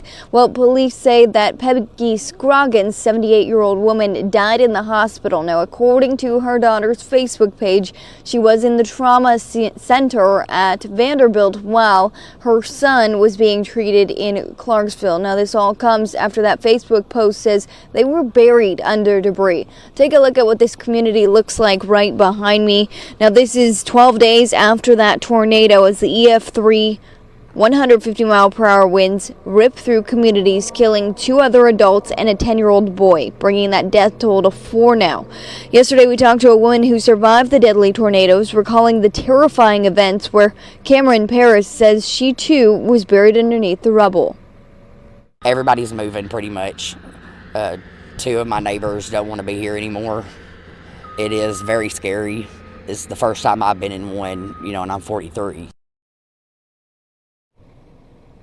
Now, yesterday we learned that the path of the tornado was more than 47 miles long. That's a little bit more than previously logged or previously known at about 43 miles. And now we also know that the damage extended into Kentucky. For now, live in Clarksville, Kylie Walker, Fox 17 News, your Code Red station.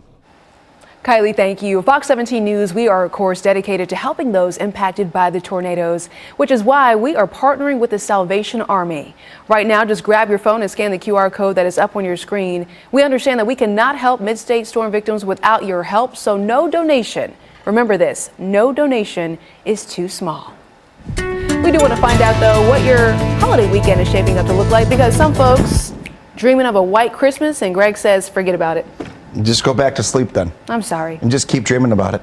Because it's not going to happen this time around. We're going to be so much warmer than last year. If you think back to last year, the big complaint was, oh my gosh, we were so cold. We had temperatures that went below 0 a couple of times here in many areas leading into the Christmas day itself. This time around, today is our first day of winter.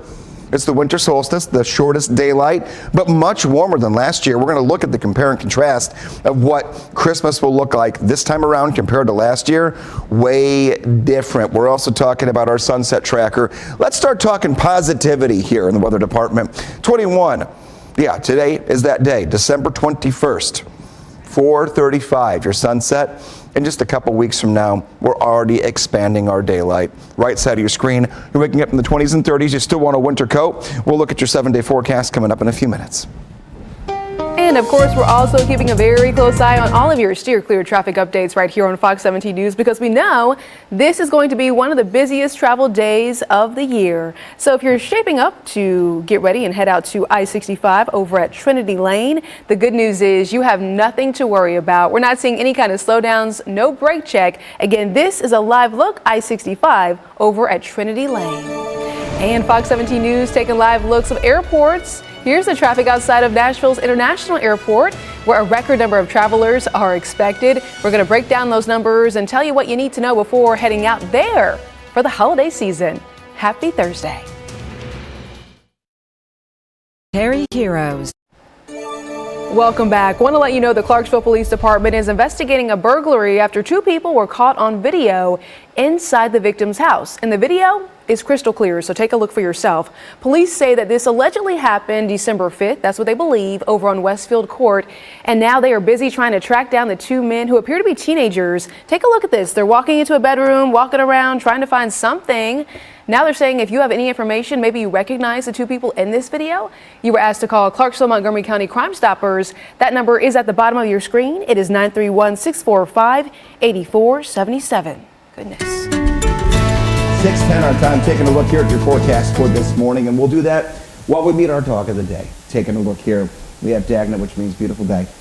I mean, if you can have a better name than that and a more beautiful smile than that. Taking a look here, lounging out here this morning, taking this baby Friday to heart. 39 degrees at 9 a.m. We'll be at 52 by noon and 54 degrees at 3 p.m. We're not worried about rain at any point today, just on and off with some cloud cover throughout our day. Dog walking forecast, not even wind that we have to contend with. 54 degrees by 1 p.m. How do you send in your photos? You go to Facebook. You find this pinned post at the top of my Facebook page, meteorologist Greg Bobus. If you put your dog right there, tell us where you're from, maybe even share a story if you want to. You'll see it right here on Fox 17 News this morning. I love that name. 6:10 is the time. Maybe you're heading out to this area. This is I-24 at Harding Place.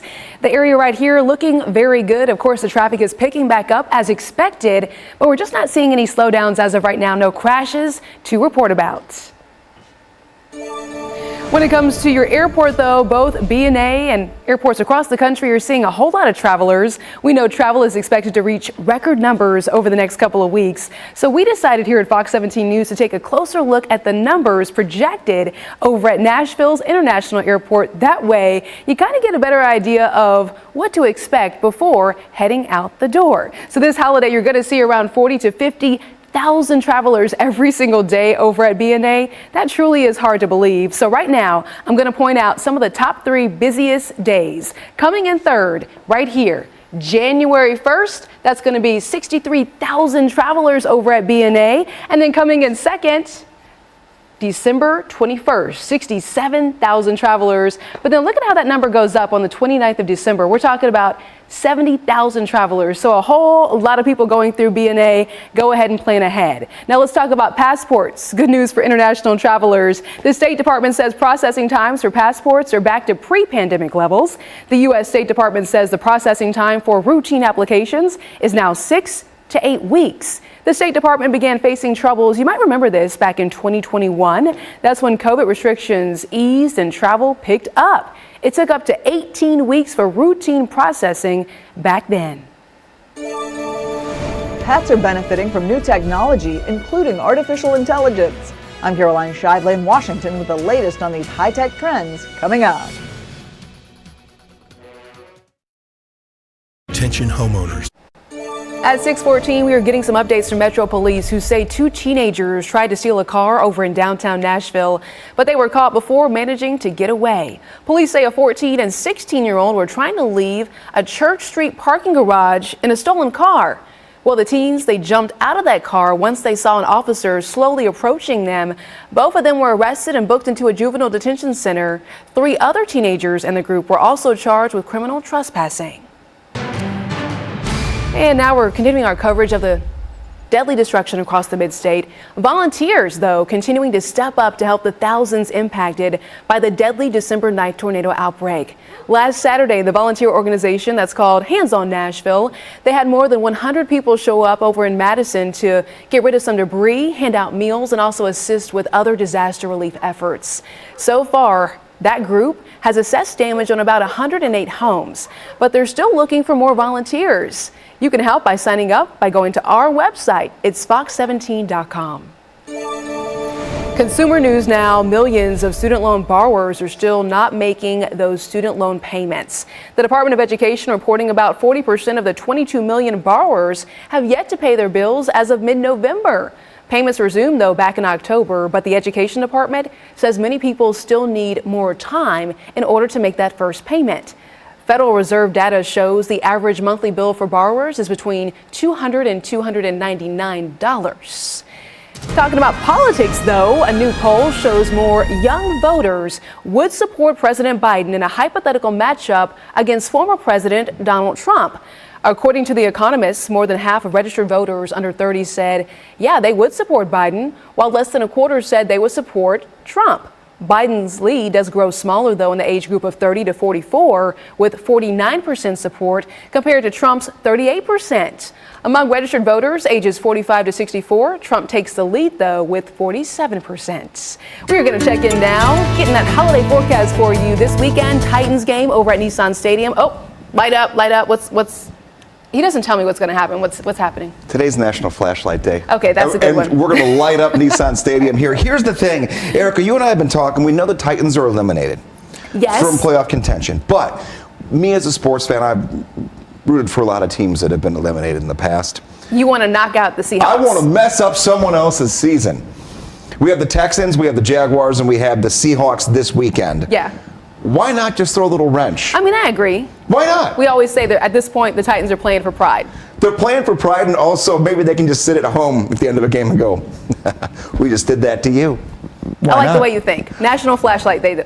National Flashlight Day. So light it up at Nissan Stadium. Noon is the kickoff, and we're going to look pretty good. An isolated shower can't be ruled out, but we're not talking about a washout. Any delays when it comes to a game being started late or even being canceled, that's not going to be here for us. Our most likely chance for rain, unfortunately, is going to be Christmas Day itself on Monday.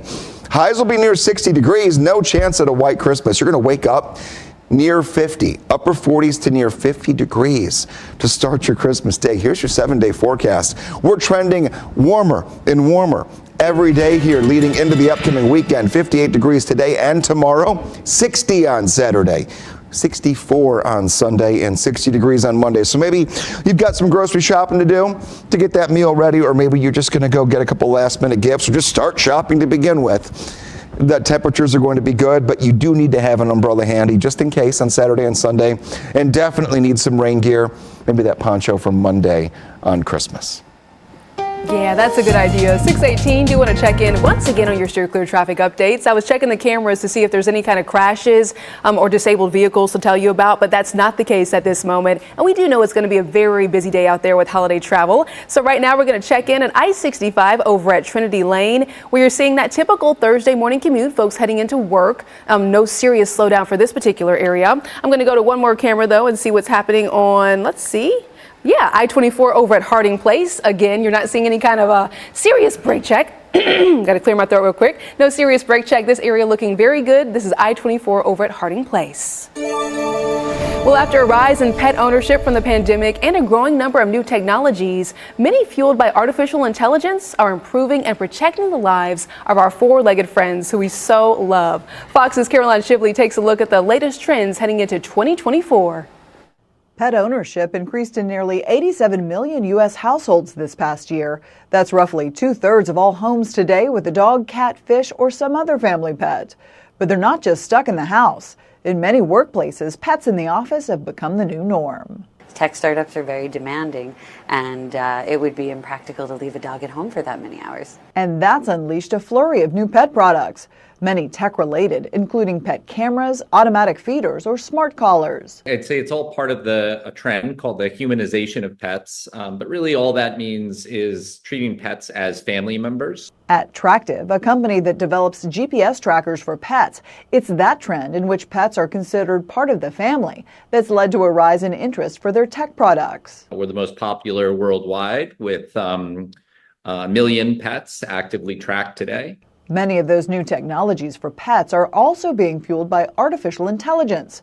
Veterinary telemedicine, for one, is on the rise as AI-powered platforms are increasingly making it possible for veterinarians to remotely interact with pet owners. In a time where we're seeing really critical veterinary shortages and people having to wait long amounts of time to get in to see the veterinarian, it's a really critical tool that will allow veterinarians to be able to provide that care. AI-empowered healthcare apps are also improving the lives of pets. Some are even equipped to remotely analyze images to flag for issues that require vet attention.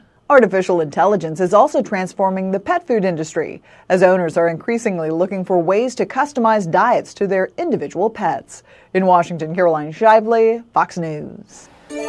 Caroline, thank you. Putting pen to paper, the local stars committed to play at the next level. We're talking about sports after the break. And I do want to take a second and just say thank you. Look at this beautiful sunrise. Thanks for waking up with us here on Fox 17 News, your only local station with traffic and weather updates live from 4 all the way up until 9. And by the way, you can always check your weather updates scrolling right there on the right side of your screen. Man, that sunrise is a stunner. Stay with us.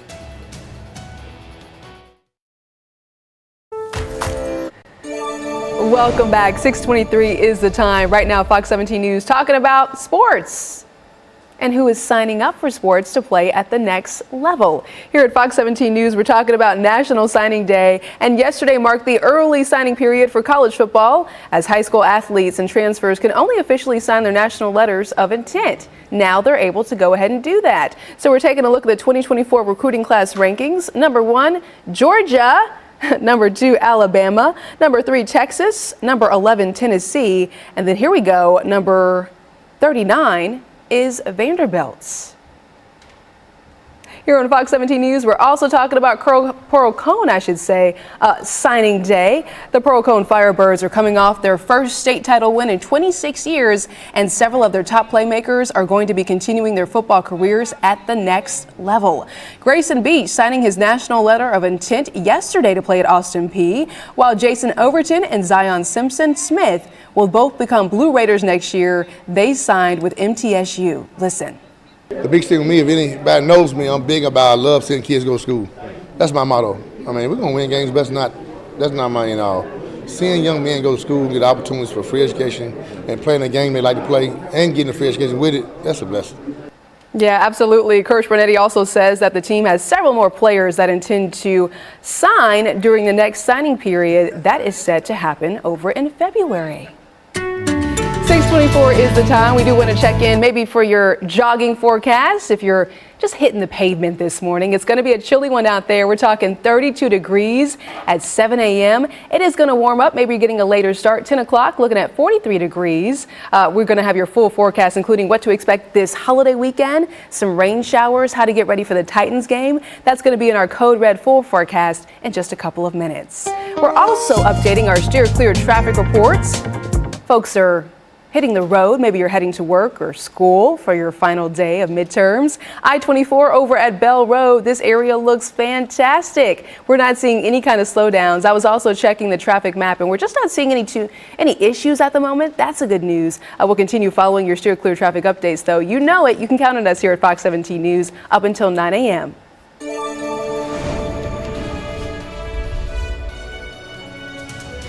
Coming up, the death toll rises in Clarksville. Those details after the break. Owner Loyalty Card. You're watching Fox 17 News This Morning, your Code Red station.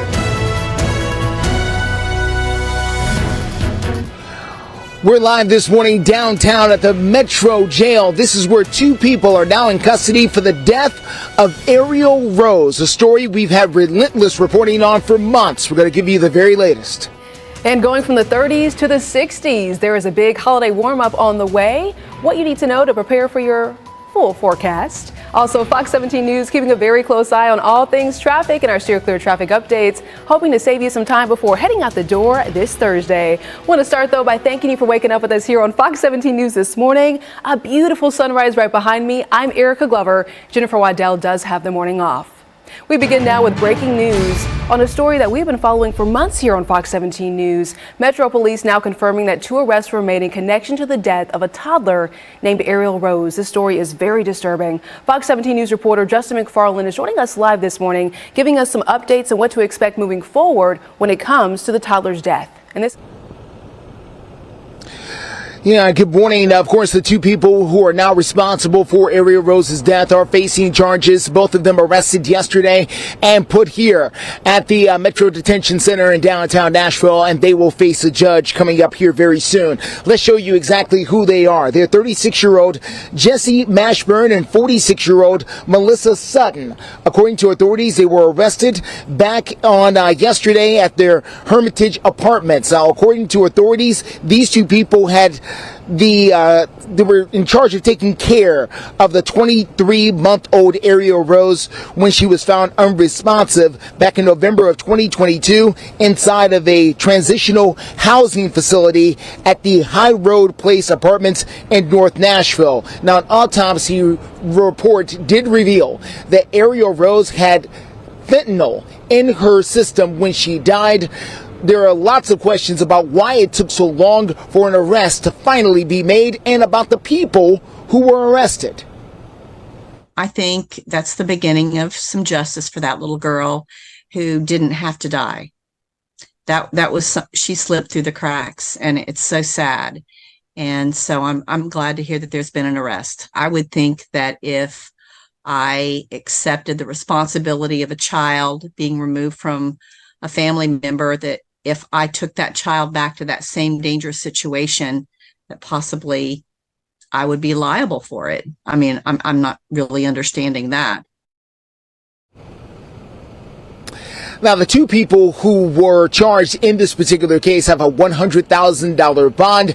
They were the people who were responsible for taking care of Ariel Rose at the time of her death, but they did not have custody of her. The custody belonged to her aunt. Her aunt is not facing any charges this morning. We'll see if that ever changes. We're live for you right now downtown. I'm Justin McFarland, Fox 17 News, your Code Red station. Justin, thank you. Our coverage is now turning to the deadly destruction left behind as the death toll rises over in Clarksville after those tornadoes ripped through the area 12 days ago. Our Fox 17 News' Kylie Walker is joining us out there live. She is off of Evans Road, where the 78-year-old victim was living with her family. Kylie, what are you learning about this area and the folks impacted there? Well, Erica, police say that Peggy Scroggins, the 78-year-old woman, died in the hospital 1 week later. Now, according to her daughter's Facebook post, she was in the trauma center at Vanderbilt while her son was being treated at an area hospital here in Clarksville. Now, they also say in that Facebook post that they were buried under debris. Now, we're off of Dogwood Trail and Evans Road. I'm going to step out so you can see where we are. This isn't her house that we know of. This is just the community. We know that she lived off of this street. We drove in. We saw lots of damage all over. Our mouths were dropped to the ground. We have not been to this area, but you can see lots of downed power lines, downed trees, debris. Some homes are just not even there. We did see a little cat earlier this morning as well. We know some animals are left behind or are in the neighborhood as well. So we're just kind of seeing all of this damage and the destruction of those who lived in this community. Now, yesterday we talked to a woman who says Clarksville storm was terrifying, where 62 people were injured. The trailers that are right behind us, they were completely gone. They ended up over across the street in someone else's house. I mean, it was pretty bad. It was pretty bad, and I feel really bad for the lives that were lost. No one should ever have to go through it. Yesterday, we learned that the tornado's path tracked more than 47 miles long. Originally, it was reported around 43 miles long, so a little bit longer than expected. And also, we learned that the damage extended into Kentucky. For now, live in Clarksville, Kylie Walker, Fox 17 News, your Code Red station. Kylie, thank you. Greg, so many folks are getting ready. Maybe they're hitting the road, maybe they're heading to work, or maybe they're heading to the airport. The good news is no weather issues. No matter where you're heading, we are good to go this morning. Warmest morning so far this entire week. We started off on a pretty bad note on Monday morning. We can't sugarcoat that here. We had temperatures that were in the teens with how it felt. We've gotten progressively better day by day. A look at Lower Broadway. Nothing happening here. I was seeing construction crews kind of moving out of Lower Broadway here to begin the brand new day and to end their overnight routines. Taking a look here at your code red threat level. All clear. Weekend rain, though, will be on tap for us Saturday, Sunday, and into Christmas Day on Monday as well. Christmas Day looks to be our most rainy day, unfortunately, but rain, not snow, not ice. We'll take it. We'll take what we can get this time of the year. Holiday travel, and maybe you are hitting the road. Atlanta, Charlotte, Cincinnati, St. Louis, Birmingham, all dry later on today. So if you're heading in that direction, or you have family coming from those areas, you can be in an A-OK position. 58 degrees later on this afternoon. Same with tomorrow. 60 on Saturday. The rain chances for Saturday and Sunday have gone down significantly in the last 48 hours, but the rain chance for Monday on Christmas has gone up. Plan to have the umbrella for Christmas Day. Right now, we are following a breaking news situation involving a single car crash. Well, I should say two vehicles involved in this crash with injuries. This is over on I-24 at Hickory Hollow. We're going to get another camera that gives you a better look. Yeah, the cameras are slowly getting clearer out there. What I do see, though, is one fire truck that just pulled up to the scene. This is over on the left-hand shoulder. They are trying to, again, help out with this crash involving two different vehicles. Injuries are involved with this situation. And again, a live look over at I-24 Hickory Hollow Parkway. We're continuing to monitor this because they do have one lane of traffic that is blocked off. So people are slowly making their way around this area, trying to not cause any further issues. We'll continue following the situation, including how it's creating more of a backup, and your steer clear traffic updates. Well, the season of giving is upon us. So coming up, we have the very latest on one woman's mission to give back despite a big loss. And Fox 17 News this morning continuing the coverage when it comes to the case of Ariel Rose. What an attorney representing the family has to say about the toddler's death. Under $25. Hey there, 6:38 is the time, and right now we're taking live looks across the country, and we do want to show you this. Lady Liberty, the camera is shaking, a bit windy over there in New York City. But hey, we do want to check in and give you looks across the country because we know folks are traveling, so we're checking out the weather conditions in different areas, hopefully saving you some time and a couple of headaches before heading out the door to your travel or your final destination. In your community, though, a woman who had her mobile barbershop trailer stolen is now giving back to her community despite this huge loss. Recently, someone stole Jillian Weber's barbershop trailer. It showed up later on Facebook Marketplace over in Lebanon. So she went ahead, she filed a police report, she got it back, but unfortunately the thieves, they managed to take everything inside. She then partnered with Vision Church of Nashville to provide free haircuts as a way to serve her community. Jillian is the one that had this wonderful idea. I'm providing the space, and we just came together again to love on the community, provide something special for Nashville, especially around the holiday season. As we all know, with her story, with losing the truck and all of the things that happened, just being able to give back was her heart, and that's what we do, so it was a perfect match. Yeah, that's what it's all about. The thieves took her AC, the heater supplies, and other tools inside of that mobile home barbershop thing. No word just yet on if any police have any leads on finding all of those items. 6:40 our time, taking a look at your Code Red forecast, and we just showed you a camera from the New York area, and Erica was saying how it's shaking around here. They've got the wind. However, thankfully, the East Coast has died down when it comes down to weather. Earlier this week, they were dealing with snow, rain, freezing rain in some spots. Not the case anymore, just a little bit of wind.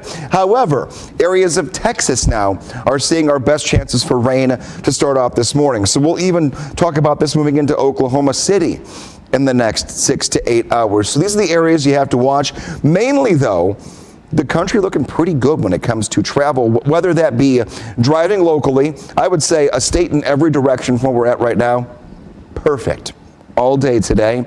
If you are flying, just watch out for any potential delays. Houston through Dallas, Oklahoma City, and maybe even up toward the Denver area. Other than that, we're good to go. Right side of your screen. Current temperatures are there for you.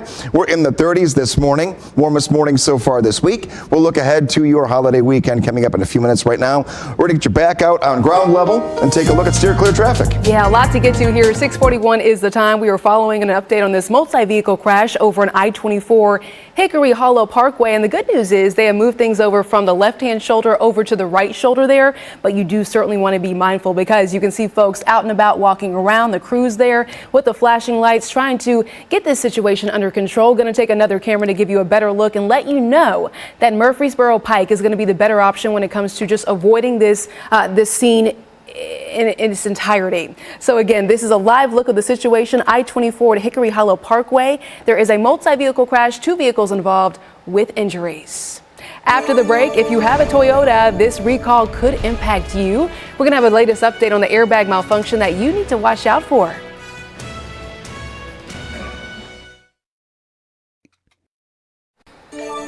6:44 is the time here on Fox 17 News, and right now we're showing you a live look outside of Nashville's International Airport where it looks very good. Not a lot of backup, but we are giving you some TSA tips for traveling this busy holiday season.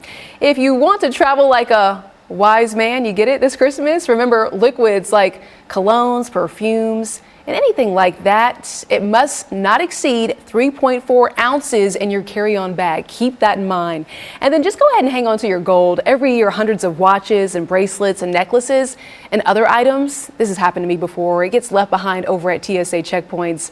When it comes to those delicate gifts that you want to be handled with care, you can ask the TSA agents to just be extra careful when going through the checkout line. Right now, we're talking about Toyota that is recalling about 1 million vehicles over a potential problem with the passenger airbag. This recall covers about 15 Toyota and Lexus models, including the Camry, Sienna, and RAV4, as well as Lexus RX 350 and ES 350. The model years are between 2020 and 2022. Toyota says sensors that help identify whether the person sitting in the front passenger seat is an adult or a child based on their weight. Unfortunately, it could short out. Toyota says the airbag may not deploy in certain kind of crashes when it should. It's serious. Toyota is going to go ahead and notify owners of the recalled vehicles by the middle of February. And maybe this is a problem that you've run into before because it's happened to us, where it feels like companies make you jump through hoops and hurdles just to go ahead and cancel that subscription service. Well, it's what got SiriusXM under fire today, and now New York's Attorney General is suing SiriusXM over their subscription cancellation methods.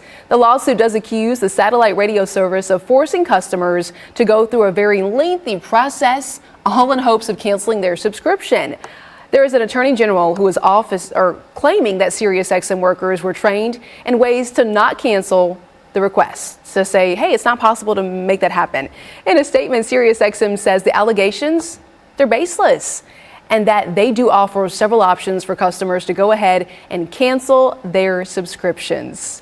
At 6:46, we do want to get your Code Red update because we're talking about the compare and contrast of last year's temperatures and then this year 60s. Not the case so much in 2020. Well, it's still 2023. It's just chilly outside. Yeah, it's been, the beginning of this week was not comfortable. There's no way to get around the fact that we had teens for wind chill temperatures to begin the week.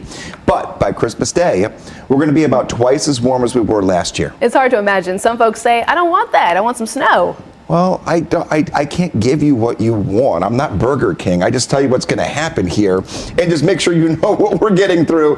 And if you do want snow, unfortunately, this is not going to be that year for it. We have 60 degrees for the high temperature on Christmas Day. Last year, it was 31 degrees, so much cooler last year. We had temperatures around this time, and I'll show you coming up here as we go into our 7 o'clock half hour and we come only live and local news source. Last year's 5 days right around Christmas, where we had temperatures that got below zero. That is not the case this time around. However, this is the winter solstice. Fancy way of saying shortest daylight of the year for us here when it comes to Northern America. after today, every single day, the daylight will continue to get longer and longer all the way through June. So a lot of positivity in the forecast, and positivity breeds positivity. So let's just focus on that. Showers are likely on Saturday and Sunday, but not snow, not ice. A couple of pop-up rain showers can't be ruled out. High near 60 on Christmas. No chance at a white Christmas this time around. We'll look at your 7-day forecast before we even get into the 7 o'clock half hour. But right now, I want to give you a look out your weather window. Weather Window, presented by the National Weather Desk. Welcome to winter, but the cold season rolled out a snowy carpet 2 days ago and more than 7,000 feet above sea level in California's Echo Summit. This rainbow, part of the suburban landscape, as showers moved into Southern California. Flood watches are in place as rain and widespread flooding are expected through Friday. Snow is possible starting around 7,000 feet. And the view from 7,400 feet over Lake McDonald, Montana.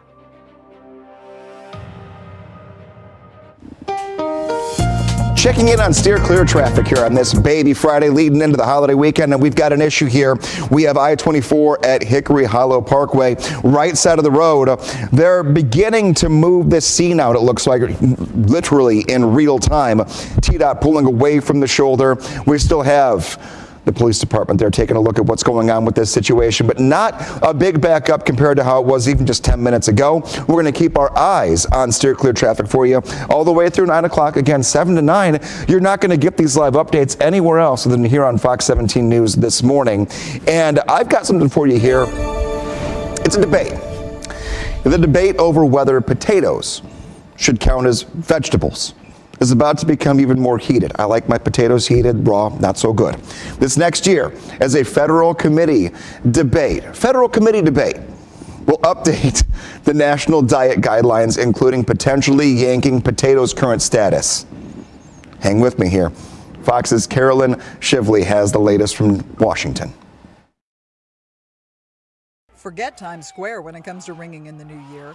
In Idaho, it's the potato that's celebrated, with the annual potato drop over the state capitol. But elsewhere around the country, the potato is increasingly becoming a bit more controversial, as Americans consider whether the potato should actually count as a vegetable, or whether on the plate, the spud is something else. It's more of a snack than a vegetable. Potato chips, I can't consider it a vegetable. It doesn't go in a salad. While potatoes are, in fact, botanically a starchy vegetable, the debate over whether they are more similar to grains has recently been reignited, as the U.S. Department of Agriculture weighs updating nutritional diet guidelines for 2025. In the U.S., nearly half of all potatoes eaten go into frozen products, mostly fries. And in the U.K., spuds don't count toward the recommended 5 portions of fruits and vegetables per day. Still, the potato industry argues the idea of relabeling the potato is half-baked and that spuds should be considered a gateway vegetable. Meaning kids are more likely to eat dishes with vegetables in them if potatoes are involved. It's one of the lowest cost vegetable items for things like the school lunch and school breakfast programs, which it can be tremendously expensive for school districts across the country to assemble meals for students that are nutritious. Meanwhile, some nutritionists say the health benefits of potatoes, including potassium and vitamin C, can be diminished depending on how spuds are prepared. Ultimately, they say the debate boils down to educating Americans on balanced nutrition, not changing how potatoes are labeled. I think it's ultimately just going to create more confusion for consumers who are already confused about nutrition. Caroline Shively, Fox News.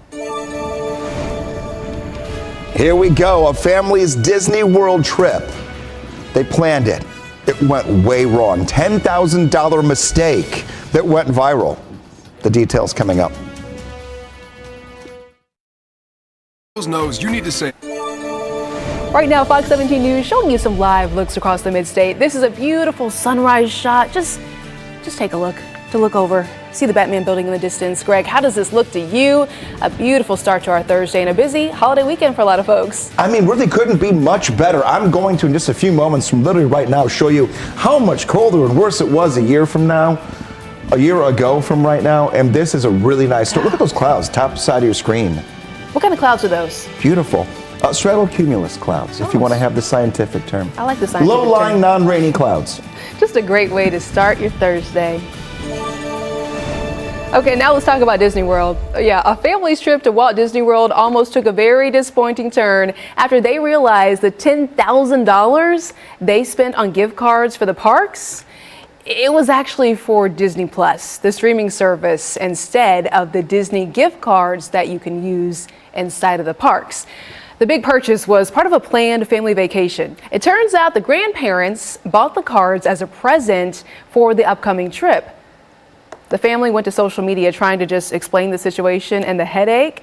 After all of the attention, though, Disney, they agreed to go ahead and exchange their Disney Plus gift cards for Disney gift cards that, yes, the family could use at the parks. The family is going to be arriving in Orlando, fingers crossed, Christmas Eve. The holiday season means people are sometimes shelling out some big bucks for gifts. Maybe it's a gift or maybe it's a trip that you can take. So we want to ask you, how much are you going to be spending this Christmas season?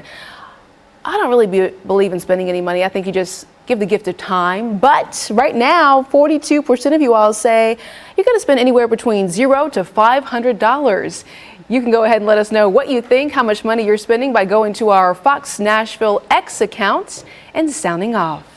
If you do want some extra cash, there is still some time today to go ahead and get involved in our Fox 17 News Daily Trivia Game. Here is how this situation works. You have to grab your phone. Grab your phone, scan the QR code that's on your screen right now for your chance to win a $100 Visa gift card to play the holiday trivia game. If you get the question right, you could then win the daily prize of $100, and the daily prize winner is also eligible for a chance to win, get this, the weekly national $5,000 prize. Sounds great to me. So once again, just scan the QR code that's on your screen, get the daily holiday trivia question, and you only have, well, today, a couple of hours left to go ahead and participate. She is everything, and not just according to Ken. Stay with me here. Forbes has included Barbie in this year's list of the world's most powerful women, the first fictional woman to be chosen. Quite the honor. The publication says Barbie has emerged as a symbol not only of female empowerment, but also, and I'm quoting here, the need to fight to recapture power that's been taken away. Since debuting back in 1959, did you know this? Barbie has been working about 250 different jobs. Barbie is a very busy woman, but they highlight her role as an influencer, especially with millions of followers across Instagram and TikTok. Right now, we do want to check in to see what stories are trending over on Fox17.com. And one of our stories that's trending is this: the Gen Z Army recruits complaining about power struggles, and they're demanding something new when it comes to social media. So if you do want to check out that story that's trending on our website, please go to Fox17.com. We do want to check in with your weekend forecast because folks are trying to make their plans right now, but we're also comparing the temperatures from last year to this year. So take a look at this. That screen, Erica. -1 degrees, December 23rd. I vividly remember this. How can I forget? It's very hard to forget how really cold it was. We had the rolling blackouts that happened last year, where every hour for a good 10, 15 minutes, we didn't have power. You're trying to cook your Christmas meal, I should say, going throughout the entire day, getting dinner ready to go. And we had these temperatures overnight. The daytime temperature on the 23rd was 11 degrees.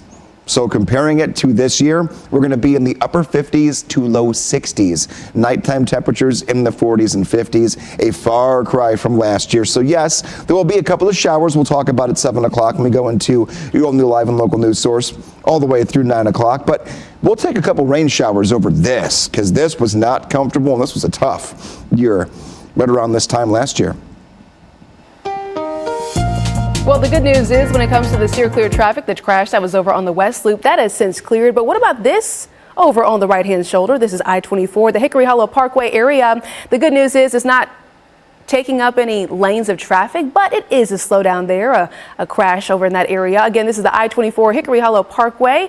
Just be mindful of that if you're heading out to that spot. We'll continue your steer clear traffic updates, though, up until 9 a.m. Looking ahead to this Saturday and talking about sports, Fox 17 is your home for college basketball. First, we have a matchup between Florida Atlantic and Arizona. That's going to be at 2 p.m. And then on Saturday night, be sure to tune in when St. John's takes on the University of Connecticut. Then Fox 17 is, of course, your home for NFL action. Sunday, that's when we have a doubleheader that starts with Detroit at Minnesota. That's going to be at noon. And that is followed by Dallas at Miami. That's going to be a 3 p.m. game. Hey, stay with us. Our 7 o'clock hour starts right now. You're watching Fox 17 News This Morning, your Code Red station. That little girl didn't choose to be born into that lifestyle. This morning on Fox 17 News, it is a story that we have been covering for months now. Fox 17 continuing to investigate the death of Ariel Rose, a toddler who died from fentanyl toxicity. What you need to know now that 2 people are behind bars, and an update from Metro Police. And we're, of course, going to dive into the questions that remain. Waking up this morning here to temperatures that are much better than earlier this week. We woke up on Monday to wind chill temperatures in the teens. How warm will be leading into the Christmas weekend coming up in your forecast, Erica? Oh yeah, a lot to get to, but first, want to thank you for waking up with us on a beautiful start to your Thursday morning here on Fox 17 News. I mean, look at this sunrise. I'm Erica Glover. Jennifer Waddell has the morning off, but don't worry, Fox 17 News, we have you covered, your only local news source from 7 until 9. We're going to begin right now bringing you the very latest updates and breaking news this morning as we continue to follow Ariel Rose, the toddler who died from fentanyl more than a year ago. Right now, though, our Fox 17 News reporters have been covering this story relentlessly. As many people have asked, who failed Ariel Rose? It's a big question. Fox 17 News reporter Justin McFarland joining us live to help answer that question. Good morning, Justin. Well, the 2 people that Metro Police are holding responsible are now behind bars here at the Metro Nashville Detention Center. And now authorities are trying to figure out if anyone else should be charged. But let's tell you about the 2 people they've got right now. They are 36-year-old Jesse Mashburn as well as 46-year-old Melissa Sutton. According to authorities, those 2 were responsible for Ariel Rose's well-being when they took her over to the High Place the transitional housing facility. That is where, according to authorities, they found her unresponsive, and after an autopsy, they found that she had fentanyl in her system. Now, authorities arrested these 2 over inside of their Hermitage apartments on yesterday. They are inside the Metro jail right now. Now, this whole thing started to unfold back in November of 2022. That is when they found that 23-month-old child inside of the High Road Place apartments, unresponsive. But we first met Ariel Rose a few months before that over at the Brookmead Park over in the homeless camp. That is where authorities say she was before she ended up over at the High Place Apartments or High Road Place Apartments. According to a child advocate, an arrest should have been made a long time ago. Why did it take so long to make an arrest? Clearly, they had all of the information that they needed. They had a dead child, a child that had been in a very dangerous situation many times, that she was removed from those situations. And how did she end up back in that environment again? Now, so the 2 people arrested, both Mashburn and Sutton, are both facing charges that have them at $100,000 of bond here inside of the Metro jail. We are still waiting on to see if anyone else, perhaps Ariel Rose's aunt, could be charged with any crimes. But so far, these are the only 2 people who have been arrested.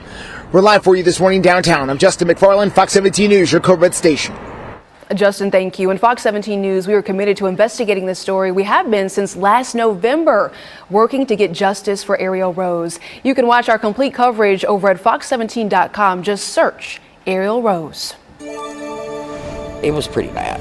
It was pretty bad, and I feel really bad for the lives that were lost. No one should ever have to go through it.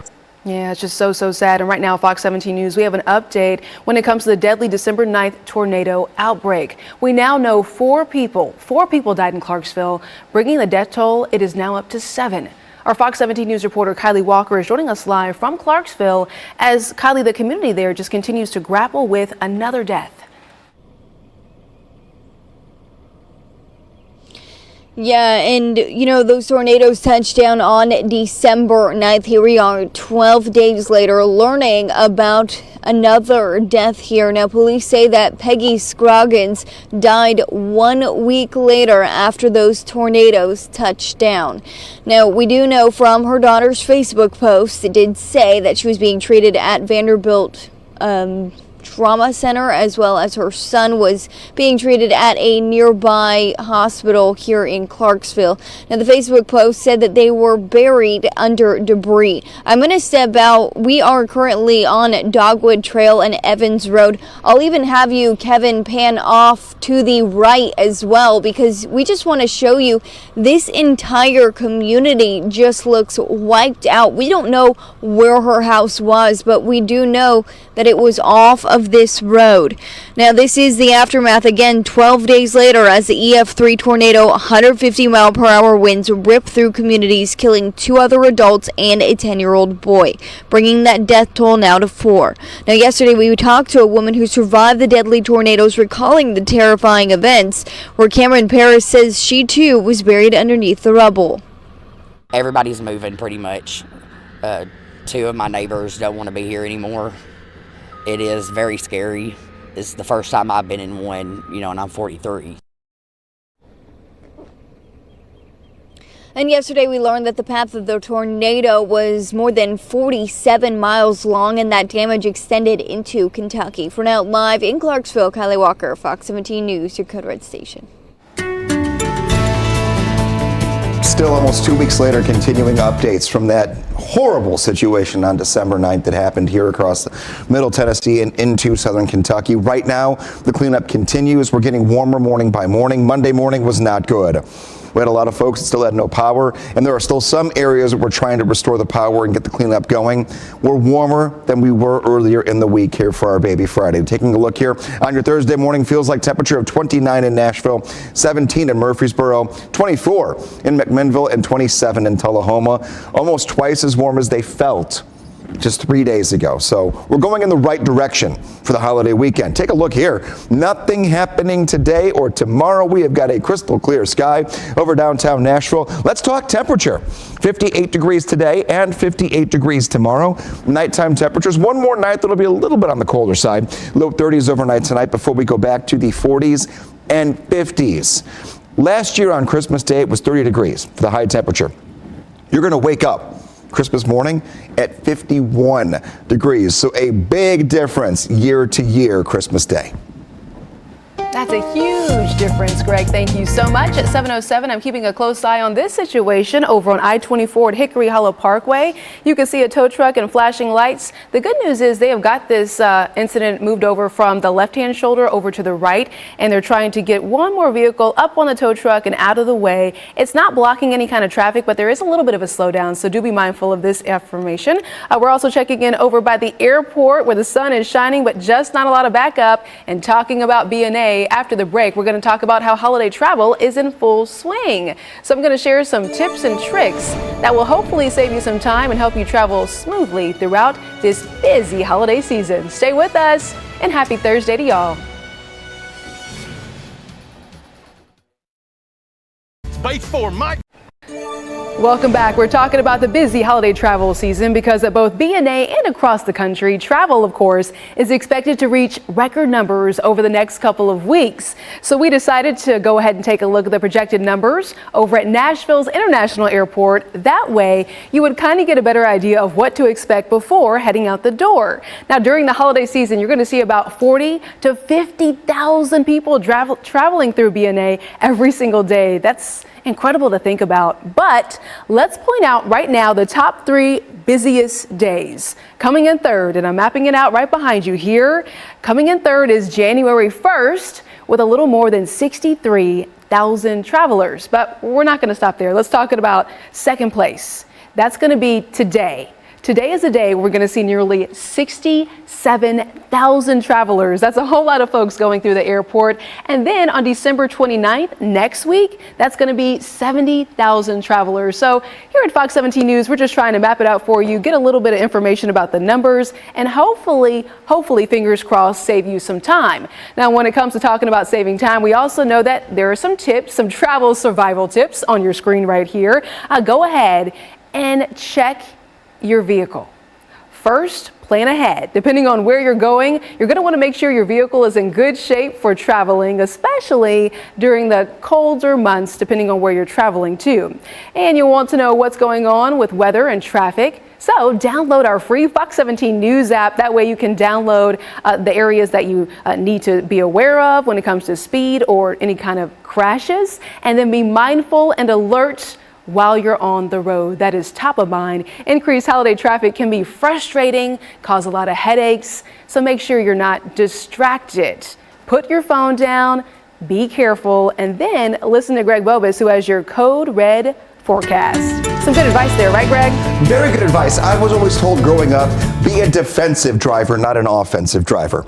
If you see that person who's doing the thing they shouldn't be doing, don't try to outrace them. Don't try to cut them off. Just let them do what they're going to do and mind your own business, and you should be okay. Hopefully, we're all okay here for traveling the next couple of days. Weather's not going to be a problem today or tomorrow. But going into Saturday and Sunday, a few pop-up little light rain showers. We had a warm front that's moving well to our north, so temperature's going to be very unseasonably warm, upper 50s to low 60s today, all the way through Christmas Day. 32 degrees right now, warmest start to a morning we've had so far this week, and the wind has died down. There will be a few clouds on and off throughout today. It's not a completely sunny day. We'll go partly to mostly cloudy by the evening here, 7 p.m. Overall, though, if we have to complain about clouds going into a holiday weekend as opposed to sub-zero temperatures like we had last year, that's not a bad place to be. Taking a look, I'm going to keep showing you your 7-day forecast because a lot of us are planning or just getting relatives that are coming into town. 58 today and tomorrow, 60 degrees on Saturday and 64 on Sunday. Our best chance for rain, unfortunately, is going to be morning, afternoon, and evening, all 3 time periods of Christmas Day. Let's keep talking about that travel out there. 7:13 is the time. Another updating your Steer Clear traffic report because they turned the cameras on us, giving you a better perspective of this I-24 at Hickory Hollow Parkway. You can now see that vehicle that is getting up on the tow truck, the flashing lights out there, cops out there responding to this scene. So if you're heading out that way, just be mindful of that. Do want to take another look for you on our other camera. This is going to be the I-65 at I-24 junction. This is your typical Thursday morning commute. No other crashes or slowdowns to tell you about. Well, the Clarksville Police Department also letting you know about some break-ins that are going on and what you should know about this and how you can help, how technology could catch whoever is responsible. Stay with us. Tennessee home buyers, 7:16 your time, and I'm going to tell you right now, if you were hoping for a white Christmas, this is not the year for you. Fox 17 Code Red meteorologist Brett Luna with what you can expect this year and a look at Christmas past.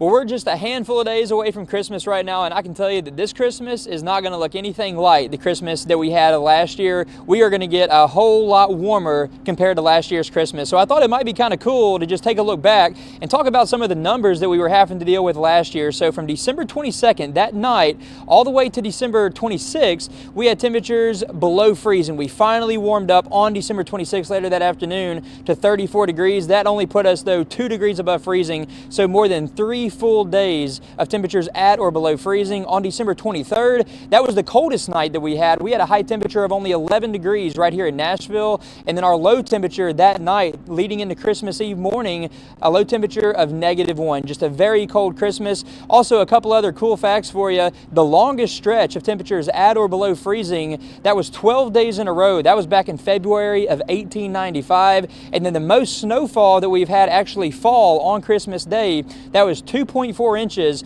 and that was on Christmas Day back in 1969. And I can tell you, this is not going to be a white Christmas for us this year if you were hoping for that. Reporting in Nashville, Brett Luna, Fox 17 News, your Code Red station. Yep, this is not going to be one of those years where you can think about anything that has to come anywhere close to being snow.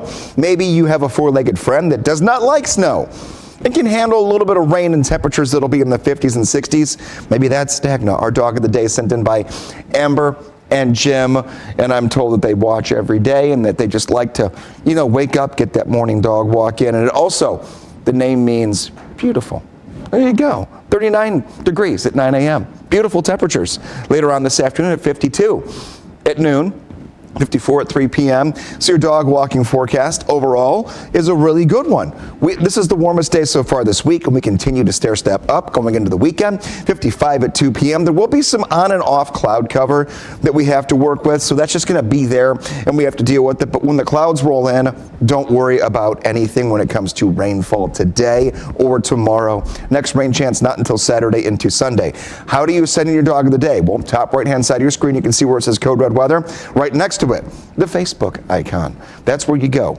You search meteorologist Greg Bobus. It's the pinned post at the top of my page that has that specific photo. My mail carrier does all the work, and then I just upload the photos here so you can see them on Fox 17 News this morning. Let's talk 7-day forecast, because this is, as Brett was just mentioning, an abnormally warm year compared to last year specifically. 58 degrees today and tomorrow, 60 on Saturday, 64 on Sunday, and 60 degrees on Monday. Dagna. I love that dog name. Fantastic. Hey, not so fantastic. It's a little bit of a slowdown here. This is I-40 at Fessler's Lane, but really it's not too serious of a brake check, and even better, there are no crashes or disabled vehicles on either shoulder there. Again, I-40 at Fessler's Lane, we are giving you the green light. Want to let you know now the Clarksville Police Department is investigating a burglary after 2 people were caught on video inside the victim's house. And the video is crystal clear, so look for yourself. Right here in the bedroom, police say a burglary happened back on December 5th. This is on Westfield Court, and now they're trying to track down the 2 men who do appear to be teenagers. That's according to police. If you know anything about this case, maybe you recognize the 2 in this video, you were asked to call Clarksville Montgomery County Crime Stoppers. That number is up at the bottom of your screen. It is 931-645-8477. Hey, imagine going to work and then being sent to the hospital after your shift. That's not good. Coming up, I'm going to explain why more than 50 employees are being monitored for health issues. And the rising cost of energy is top of mind for all of us right now as we enter the winter months. So I'm going to share a couple of tips that could help you save some money. Stay with us. It is beginning to...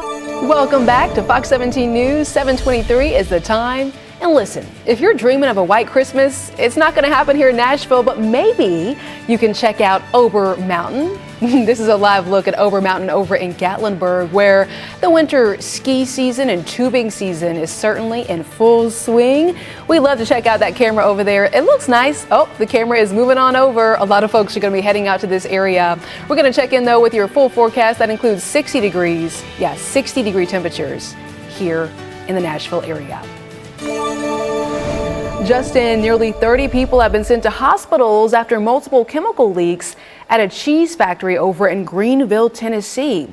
This is actually the second time that people have been impacted by the leaks. Now more than 50 other employees are being monitored. That's according to crews in that area. Firefighters have been working to go ahead and ventilate the factory that's over on Hankins Street. Crews also adding that the leaks have been secured and there is no danger to the public. As folks get ready to hang out and spend some family time for the holidays, health officials are urging folks to keep your health top of mind. Be safe. While the CDC does not track COVID-19 testing as closely as they did during the pandemic, they do still track other COVID-related information. And during this time, health experts say, it's not just COVID that's going around. CDC data shows that the flu is on the rise throughout the country. Right now, Tennessee is even among 7 states reporting high flu-like symptoms, so just be careful out there. And now that the winter season is in full swing, the rising cost of energy, it's on my mind. Are you thinking about it? How about some tips that could save us some money, some dollars? Go ahead and turn down that thermostat. That's a hard one for me. I like to keep it hot. You can save 10% on heating by turning the thermostat down 7 to 10 degrees, all while you're sleeping, or maybe when you go to work, run those errands. Next, use your microwave more. Yeah, microwaves can actually be very useful for cutting your electric bill in half because they use less electricity. And lastly, heating water accounts for about 12% or so of your monthly bill. Maybe you could try washing your clothes and dishes with cold water whenever possible. All right, I just shared some useful tips, and now I get to ask Greg Bobus if you follow any of those tips. Because I know you wait when it comes to turning the heat on. Oh, I do. And one of those things here when it comes down to it is with the whole heater situation, when you haven't used it in a while, you might get that burning smell that happens. I don't like that. Because the furnace is kicking up for the first time for the season for some folks. Many of us have been using it for months already. Yeah, me. There you go. And I've been kind of on and off with it. What you don't want to do is go straight from air conditioner to heat. That's some good advice. Back to back, Greg, because that can mess up all of your venting and everything. God bless you. I don't know how you wait.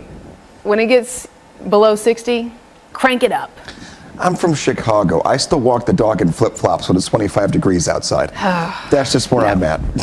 Look, here's the forecast looking ahead to Christmas. Oh, I'll be out there in my flip-flops walking Obi outside. She'll be in her coat, but I'll be in the flip-flops and shorts here on Christmas Day. Right near 60 degrees. Showers are likely for us here throughout the entire weekend. Monday is the most likely day for rain. But Saturday and Sunday also will bring in a couple of isolated showers. The rain chance for your weekend has gone down quite a bit here since the beginning of this week. Just a couple hit and miss showers. Monday is the day where rain is more likely to be morning, afternoon, and evening. No chance whatsoever at a white Christmas in your forecast. We'll look ahead to your 7-day and see when a cool down and the rain moves out coming up in your 7:30 half hour. Well, gosh, Greg, bah humbug. Unless you like the heat, then it's nice. Hey, I keep checking our steer clear traffic cameras to make sure there's no crashes to tell you about before heading out the door. And the good news is I'm not seeing any problems. This is a live look at I-40 right at Highway 70. No backups. You're going to see that typical Thursday morning commute, but there are a lot less travelers out there, a lot less drivers, because some folks are already enjoying the holidays. But I will keep you covered. Steer clear traffic updates until 9 o'clock. Coming up, the death toll rises in Clarksville. We're in that area. We'll have all of those details after the break.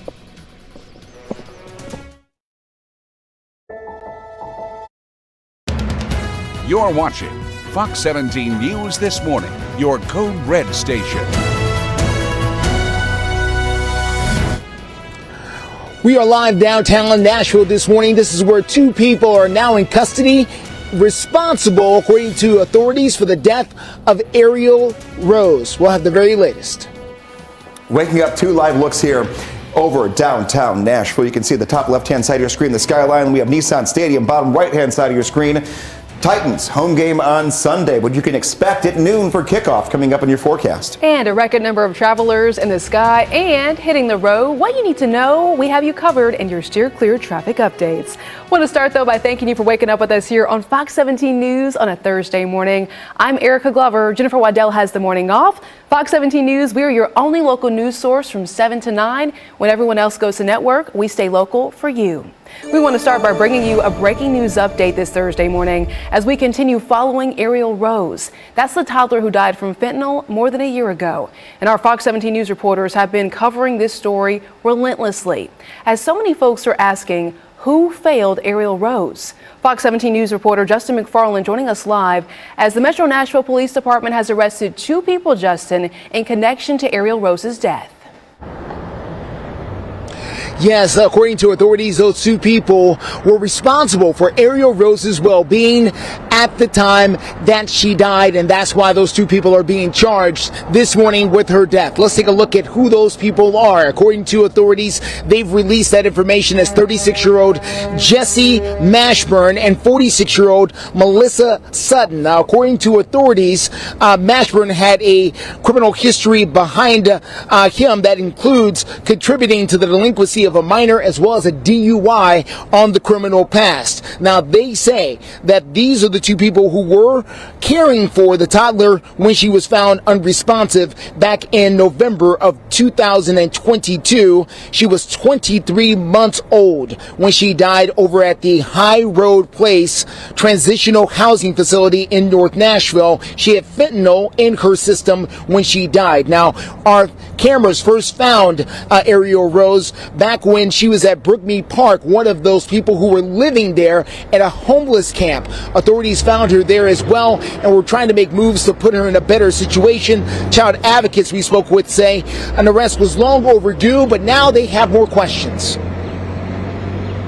Because we look at the parents' rights over the rights of the child, and I think we need to be more mindful That little girl didn't choose to be born into that lifestyle. She was placed in that lifestyle, and she wasn't protected. And the system, I feel, let her down.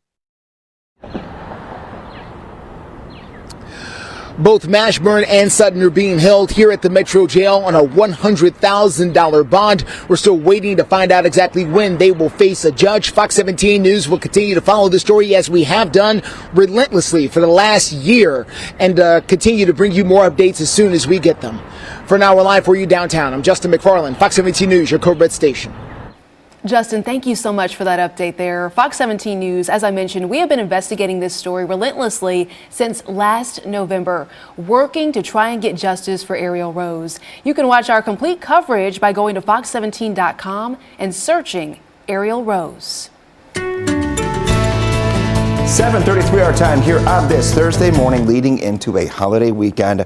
And this might be one of those mornings where you want to channel your inner holiday spirit and get a little coffee before you head out the door. Your coffee cast this morning. Warmest morning so far this week. Still not by any means completely warm, but warmest morning so far this week. 32 degrees temperature at 7 o'clock here as we wake up, and 35 degrees will be your temperature about an hour from right now. We'll get to 39 by 9 a.m. We had a sunrise about a half hour ago at 6:54. Our smallest daylight of the year is today. We'll take a look ahead to future daylight times and watch what's going to happen. We're going to switch sides here. Oh, there we go. Taking a look at the car wash. Yes, you can do it today. You can do it tomorrow. And even on Saturday, our rain chance has gone down so much here throughout this entire week that maybe an isolated shower Saturday or Sunday. Do not plan for rain, just have a rain plan. What I mean for that is, don't go canceling anything that you might have already had in the books. Maybe you're talking to relatives, people are coming into town, you want to go do something here. Go for it. Just have an umbrella tossed in the back seat just in case. The best chance for rain, unfortunately, is going to be morning, afternoon, and evening on Christmas Day. Yeah, plan ahead and pack for that poncho. And talking about the weather and how it impacts traffic, I think today is a really good idea just to have your sunglasses handy. A lot of sunshine out there and it could cause a problem. But right now I'm not seeing any kind of problems on this spot, I-65 Wedgwood Avenue. And we keep clicking on different maps to see what's happening out there. We're not seeing any kind of serious crashes or vehicles pulled over on the shoulders that we need to let you know about. But I will give you another update with your Steer Clear traffic reports in just a couple of minutes. We do have an update, though, regarding the deadly tornadoes that touched down. We now know 4 people died in Clarksville, bringing the death toll to 7. Fox News' Kylie Walker joining us live from Clarksville with the community there, giving more updates about how they're dealing with yet another death. Kylie. Yeah, a very sad update that we learned just yesterday. And we know that police are telling us that Peggy Scroggins, 78-year-old woman, was in the hospital when she died just 1 week later because those tornadoes struck on December 9th. Now, according to her daughter's Facebook page, Scroggins was in the trauma unit at Vanderbilt while her son was being treated in Clarksville because the Facebook post said that they were both under debris, just buried under it. Now, right now, we are off Dogwood Trail and Evans Road. We're not sure what house it was, but we did want to show you the community, the area that we're in. We know her house was in this area, and as you can see, even if we pan to the right, this community, parts of it is just completely wiped out. You're seeing lots of debris, some downed power lines. I'm not seeing anyone in this community, so it looks like it is going to take some time to bring it back, unfortunately. But we're seeing lots of trash, some belongings from some of these homes, but mainly a lot of those downed trees the whole way through this neighborhood. Now, we also talked to a neighbor yesterday in the Clarksville area who recalled the terrifying moments.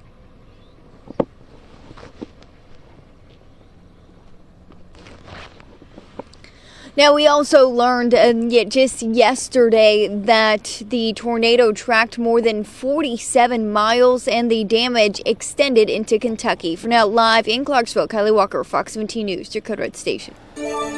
Kylie, thank you. We're also continuing coverage of the deadly destruction, letting you know that Metro Council members, they unanimously voted to waive permit fees for those rebuilding in Davidson County after the tornado outbreak.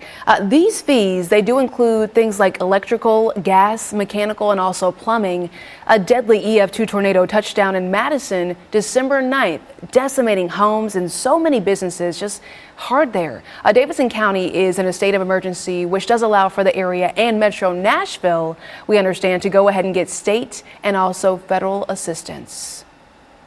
Well, scrambling to get last-minute holiday shopping done, you are not alone at all. We're going to talk to some Fox 17 News viewers to find out how they're dealing with the last-minute shopping.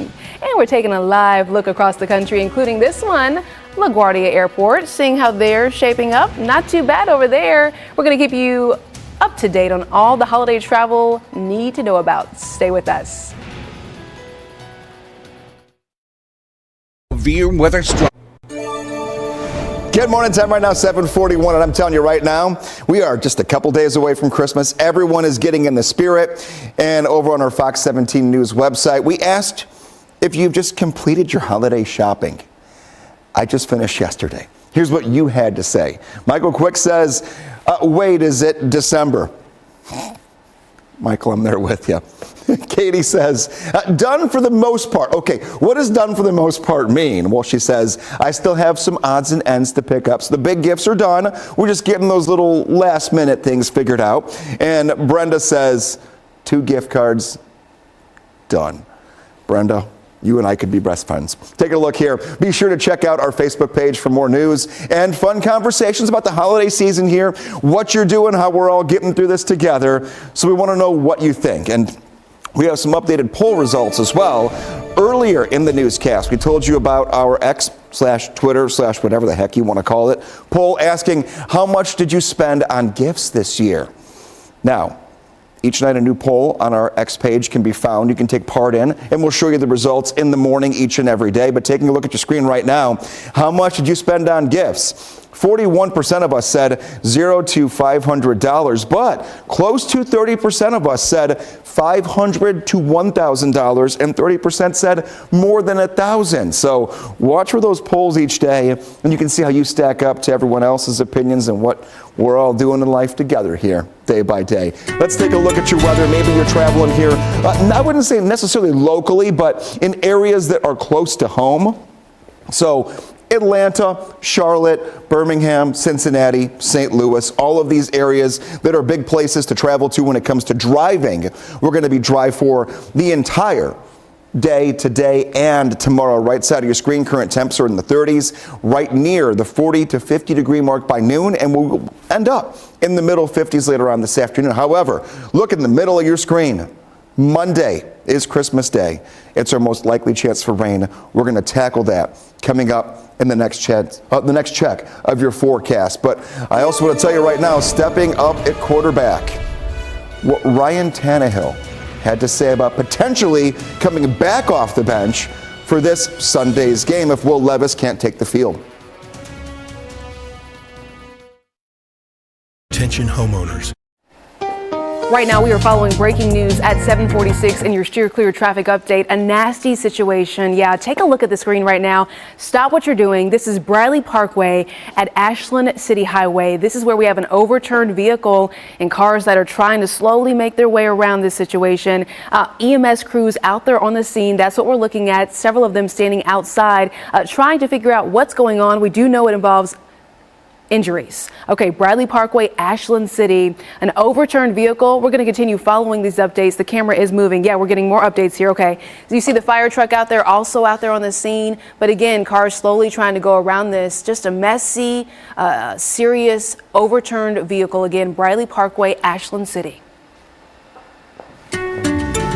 And we will check back in on that very quickly for you here in the next few minutes. Right now, just the cliff notes of your forecast getting you moving throughout today. Today is the first official day of winter, the 21st of December, when we have our, unfortunately, shortest daylight of the entire year in the Northern Hemisphere. So this is going to be that one day where it's the shortest, and then starting tomorrow, we're going to go glass half full here. Every day gets a little bit longer when it comes to our daylight that we'll see all the way through the third week of June. So this is that pivot point back to longer daylight. Taking a look at feels like temperatures, not nearly as cold as earlier in the week. We felt like we were in the teens on Monday and Tuesday. Now we're in the 20s to right near 30 degrees. A manageable start to our forecast. By every means, this is a better day than we started off with earlier in the week. Here you go. Here, just take a look. Our Nashville skyline looking great. A couple of clouds are going to be out there throughout the day, on and off, so get ready for that. A partly cloudy day is in store. 58 degrees this afternoon, 58 degrees tomorrow. Let's talk Christmas weekend, Saturday into Sunday and Monday. Last year, and I've got the numbers already dialed up that we'll take a look at in about 5 minutes, we were some 50 degrees colder on Christmas Eve than we're going to be this year. That's where we're at. Nighttime temperature of 51. We were at 11 degrees the weekend leading into Christmas last year for the high temperature. So we have definitely seen a shift year to year when it comes to our forecast. However, you look at Saturday into Sunday and Monday, rain chances are there. Very hit and miss Saturday and Sunday. Most of us don't see any rain for the actual weekend, but Christmas Day into the 26th, we're going to have some rain that does move in. Get the umbrella ready, get the poncho ready. Maybe you're taking some food to a relative's place or they're coming to see you. Have it covered. Okay, let's talk about our Tennessee Titans that have already been eliminated, unfortunately, from playoff contention. And now their biggest question for the team is whether or not Will Levis will he be able to return from that ankle injury? Fox 17 Sports Director Jill Jonig has much more on the rookie's health and who is going to be able to step up if needed.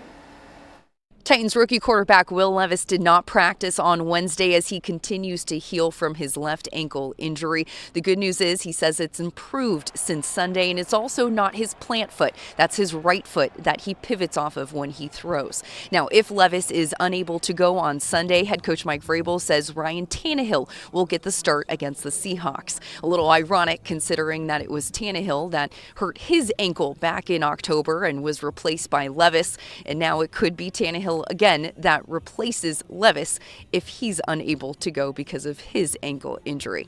Now, the two of them say that they have mutual respect for one another and their relationship has grown throughout this season. And regardless of who starts on Sunday, the two of them will be ready to face the Seahawks. It's been great. I mean, like I've said, he's been a heck of a mentor, heck of a leader, heck of a teammate throughout all of it.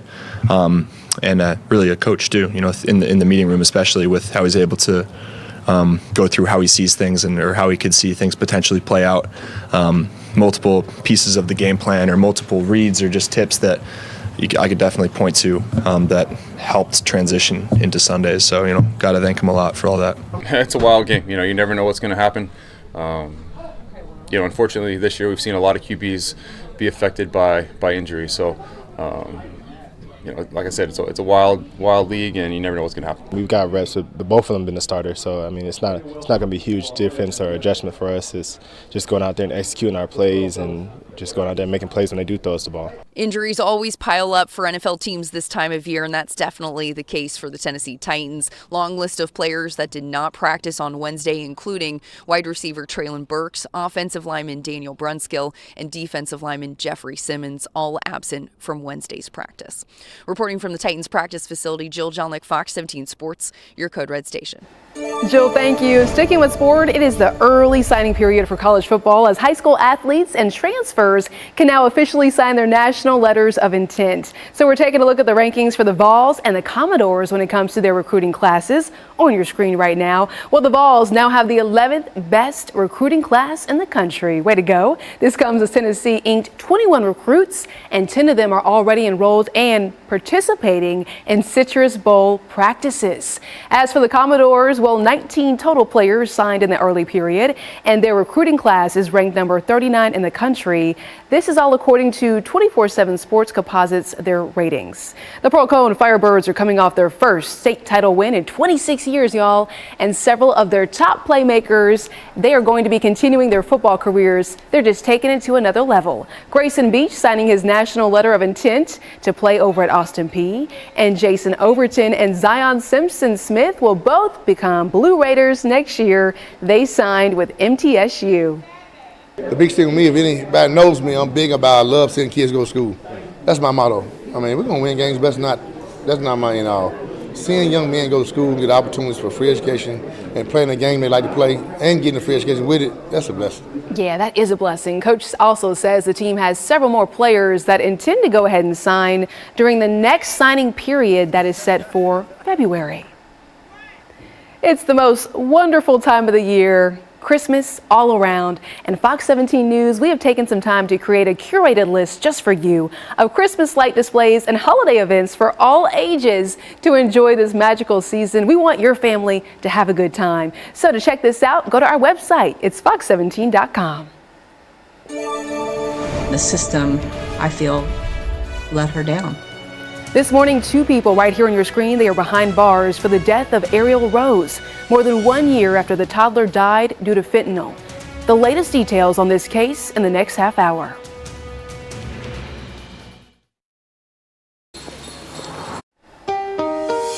Right now at breaking news in your steer clear traffic situation involving this Bradley Parkway, Ashland City. We have an overturned vehicle and crews responding to this area. We do know that this involves injuries, but we have not seen anyone be pulled from this car. The camera, when it turns a little bit, you can see more debris, a fire truck that was over there a couple of minutes ago. But again, Bradley Parkway, Ashland City Highway, a very nasty situation. 2 police officers responding to this, trying to direct traffic, keep this area clean, keep the overpass from building up more traffic, I should say. We're going to continue following this and give you some more updates, especially when it comes to any kind of delays out there, serious delays that could impact your Thursday morning commute. And closing in on 8 o'clock here, taking a look at the big picture when it comes to weather. Our code red threat level keeps the arrow there on the left side of your screen. We're a little bit on the cold side again, but not nearly as cold as we were earlier in the week. We do have weekend rain, though. A few isolated showers for Saturday and Sunday. Our rain chance for the weekend has gone down considerably. But Monday for Christmas Day, rain is going to be in the forecast. Today, maybe you have a few last-minute errands to run, or you're just going to try to get outside for a couple minutes for lunchtime. Not a bad afternoon. 52 at noon, 54 degrees at 1 p.m. There will be some on and off cloud cover throughout the morning, afternoon, and evening. But we're going to talk about those rain chances. We're going to compare this year's Christmas to last year's Christmas. Boy, they could not be different in so many ways. We'll take a look at that coming up in a few. Right side of your screen, your current temperatures are in the 30s to right near 40. All right. Hey, if you want some holiday cash to do that shopping that you waited to the last minute to accomplish, well, we have some good news for you. It's your chance, your last chance to win some cash by playing our Fox 17 News Holiday Trivia game. Grab your phone right now. You probably already have it in your hands, and scan this QR code on the screen for your chance to win the $100 Visa gift card. And if you get the question right, you could also win the daily prize, not only of the $100, but also be eligible for the weekly national $5,000 prize. This is the final day, so go ahead and scan the QR code on your screen for the holiday trivia question. I have a question for you. Have you ever opened that beautifully packaged present and realized that maybe it's not something you wanted in the first place? Ouch. Well, shopping experts have some tips to help avoid hoarding or throwing away brand new items this holiday season. One, maybe ask for receipts from the gift giver. A lot of folks go ahead and include it anyway, and that way you can go ahead and make that exchange. You might also be eligible to arrange a mutual swap with someone else for an unwanted present. And if it's a gift that's rentable, like cameras or tools or outdoor equipment, consider just renting it out. And finally, maybe you want to go ahead and just donate your gift to charities that can give the gift away to the needy. Or just take it and enjoy. It's the holiday spirit, for goodness sake. Looking ahead to this Saturday, though, we're talking about sports. Fox 17 News is your home for college basketball. First, we have a matchup between Florida Atlantic and Arizona. That's going to be a 2 p.m. game. And then on Saturday night, be sure to tune in. That's when St. John's takes on the University of Connecticut. But we're not stopping there. Fox 17 is your home for NFL action this Sunday. We have a doubleheader that starts with Detroit at Minnesota at noon. That is followed by Dallas at Miami. That's going to be a 3 p.m. game. You're watching Fox 17 News This Morning, your Code Red station. That That little girl didn't choose to be born into that lifestyle. It's a story we've been covering for months here on Fox 17 News as we continue to investigate the death of Ariel Rose, a toddler who died from fentanyl toxicity. What you need to know, and how 2 people are now behind bars. We have an update from Metro Police, and we'll dive into the questions that remain. And coming up, the death toll rises in Clarksville. We're in this community, and we'll have details shortly. In your Fox 17 Code Red forecast, temperatures much warmer than last year at this time. We'll do a compare and contrast compared to last Christmas versus this one coming up in your Code Red forecast. I want to start, though, by thanking you for waking up with us here on Fox 17 News this Thursday morning. I'm Erica Glover. Jennifer Waddell has the morning off. Fox 17 News, we're your only local news source from 7 to 9. And right now, we're going to get started with our final hour with this breaking news in our steer clear traffic update. We have an overturned vehicle and crews out there responding, trying to make this situation a little bit better, get some help out there. This crash does involve injuries. Bradley Parkway, Ashland City Highway. You can see multiple police cars, and also that camera, once it turned earlier, we could see a fire truck. But again, an overturned vehicle, not sure how they managed to do this in the first place. Injuries are confirmed. We're going to continue checking in throughout 9 o'clock. And here we go. Let's dive into your forecast here at 8 o'clock on this Thursday. Let's talk Christmas Day. Last year compared to what this year is likely going to have in store for us. 31 degrees was our high temperature on Christmas Day last year. We're calling for 60, nearly double the temperature one year to the next year. And if this is your first couple years in Middle Tennessee, this is how we do it. Every year we get these spells of warm times. Even 2 weeks ago when we had the tornadoes that moved in, we had warm temperatures. Then you get a lull of cold weather, and then we warm it back up. Right side of your screen, starting off this morning in the 20s to right near 30. What was last year like at this time? Today is the 21st. Well, tomorrow, the 22nd, last year, you woke up to a temperature of 10 degrees. Not the case this time around. We're going to be in the 30s tomorrow morning. 1 below was the actual air temperature on December 23rd, 5 degrees on Christmas Eve, and 14 you woke up to on Christmas Day. Here's your 7-day forecast. Could not be more different. 58 today and tomorrow, 60 degrees on Saturday, 64 on Sunday, and 60 on Christmas Day. So everything trending very nice. Look at that morning temperature. We're not talking single digits. We're not talking below zero. 51 as you're waking up Christmas Day. Greg, thank you. Right now, Fox 17 News continuing to follow breaking news this morning as we follow the death of Ariel Rose, the toddler who died from fentanyl toxicity over a year ago. Right now, though, our Fox 17 News reporters continuing to relentlessly cover this story as folks ask the question, who failed Ariel Rose? Our Fox 17 News reporter Justin McFarland joining us live with updates from Metro Police about the 2 people arrested in connection to the toddler's death. Justin, what can you tell us now? Yeah, good morning. You know, it's been a long time coming. Ariel Rose was found unresponsive inside of a High Place apartments, or the High Point Place apartments, back in November of 2022. But now here we are in December of 2023, and 2 people are now behind bars. Take a look, everyone, as we tell you a little bit more about them. They are 36-year-old Jesse Mashburn and 46-year-old Melissa Sutton. The 2 were taken into custody at the Hermitage Apartments complex on Wednesday afternoon. According to Metro Police, the 2 were responsible for taking care of the toddler when she was found unresponsive. Now, according to authorities, Ariel Rose was 23 months old when she died from fentanyl back in November of 2022 at that transitional housing facility, the High Road Place Apartments in North Nashville.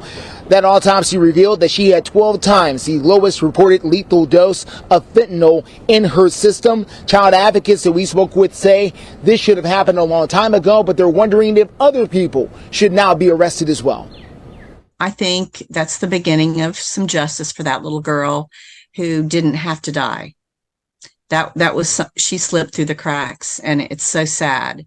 And so I'm glad to hear that there's been an arrest. I would think that if I accepted the responsibility of a child being removed from a family member, that if I took that child back to that same dangerous situation, that possibly I would be liable for it. I mean, I'm not really understanding that.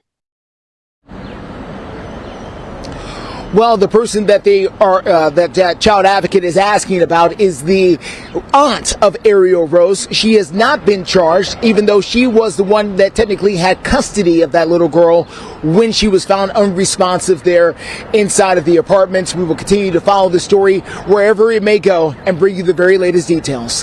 For now, we're live for you. I'm Justin McFarland, Fox 17 News, your Code Red station. Justin, thank you. And Fox 17 News, we've been investigating this story, as I mentioned, since last November, working to get justice for Ariel Rose. Coming up at 8:45, we're going to even have an interview with the family's attorney, asking him some very important questions. Meanwhile, if you go to fox17.com, say you want to get some more updates about this story, search Ariel Rose and you can watch all of our continuous coverage. It was pretty bad. It was pretty bad, and I feel really bad for the lives that were lost. No one should ever have to go through it. At 8:05, we do have an update regarding the deadly December 9th tornado outbreaks across the mid-state. We now know that 4 people died over in Clarksville. That brings the death toll to 7. Our Fox News team has been out there working relentlessly trying to get answers for this too on the recovery efforts, right? We're going to be joining Kylie Walker out there in Clarksville as the community, Kylie, just grapples with another death and they try to move forward. But that's really hard to do, especially with all the debris right behind you there. Yeah, police say that 78-year-old Peggy Scroggins died 1 week later after those tornadoes touched down in the hospital. Now, right behind me, I just found, no one's been here all morning, but I just talked to some neighbors. They're checking out their home. They just confirmed with me that Miss Scroggins lived right there where you're seeing all of the debris in a mobile home. Now, according to her daughter's Facebook post, she was buried under the debris with her son. She was then transported to the trauma unit in Vanderbilt, and her son is being treated in the area hospital in Clarksville. But you could just see all of this debris. There's lots of downed trees. The neighbor was telling me it's where that big tree stump is right there, which fell right near her mobile home. So it's a very sad update that we're reporting on today. But we also talked to some neighbors just yesterday who were recalling those terrifying moments as they survived the tornado. Everybody's moving pretty much. 2 of my neighbors don't want to be here anymore. It is very scary. It's the first time I've been in one, and I'm 43. Now, we also know that we just learned yesterday the tornado track actually now is over 47 miles long, and that damage extended into Kentucky. For now, live in Clarksville, Kylie Walker, Fox 17 News, your Code Red station. Kylie, thank you. We are right now checking in on this overturned vehicle. It's on Ashland City Highway right over Briley Parkway. The tow truck just arriving moments ago, one lane open. More steer clear traffic updates after the break. I grew up in a very... At 8:10 here on Fox 17 News, we do want to bring you this situation, bring it to your attention in our steer clear traffic update. This overturned car over on Ashland City Highway, which is over Briley Parkway, is causing a bit of a headache for drivers. Now, initially, all the northbound lanes were closed of Ashland City Highway here, but recently they opened one lane so you can slowly see traffic making its way by. And now, TDOT is closing off the lane again. They're trying to get that vehicle flipped right side up. We do know injuries are involved, and there was a fire truck out there responding to this scene. Another camera was showing more of the debris, but right now you can see the situation happening on Ashland City Highway over Briley Parkway. We're going to continue giving you updates here, including how you can avoid the situation coming up in your steer clear traffic reports. 8:11 your time, and this is not one of those mornings where weather is a big deal when it comes to influencing your traffic.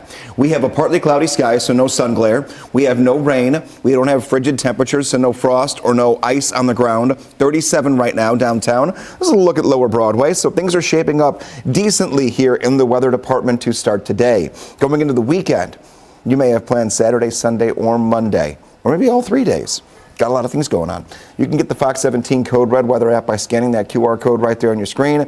Or if you're a big fan of the whole scan the QR code, tap the link, go figure it out. You can just go to the App Store, or the Google Play Store and help yourself out. You're going to have our radar even when you're not in the state. You could be anywhere in the country, and you'll have our radar, but also our hour-by-hour timeline for temperatures and the 7-day forecast. Erica? Greg, thank you. Making headlines this morning, a woman who had her mobile barbershop trailer stolen is now giving back to others despite her loss. Well, recently someone stole Jillian Weber's barbershop trailer, and it even showed up on Facebook Marketplace in Lebanon.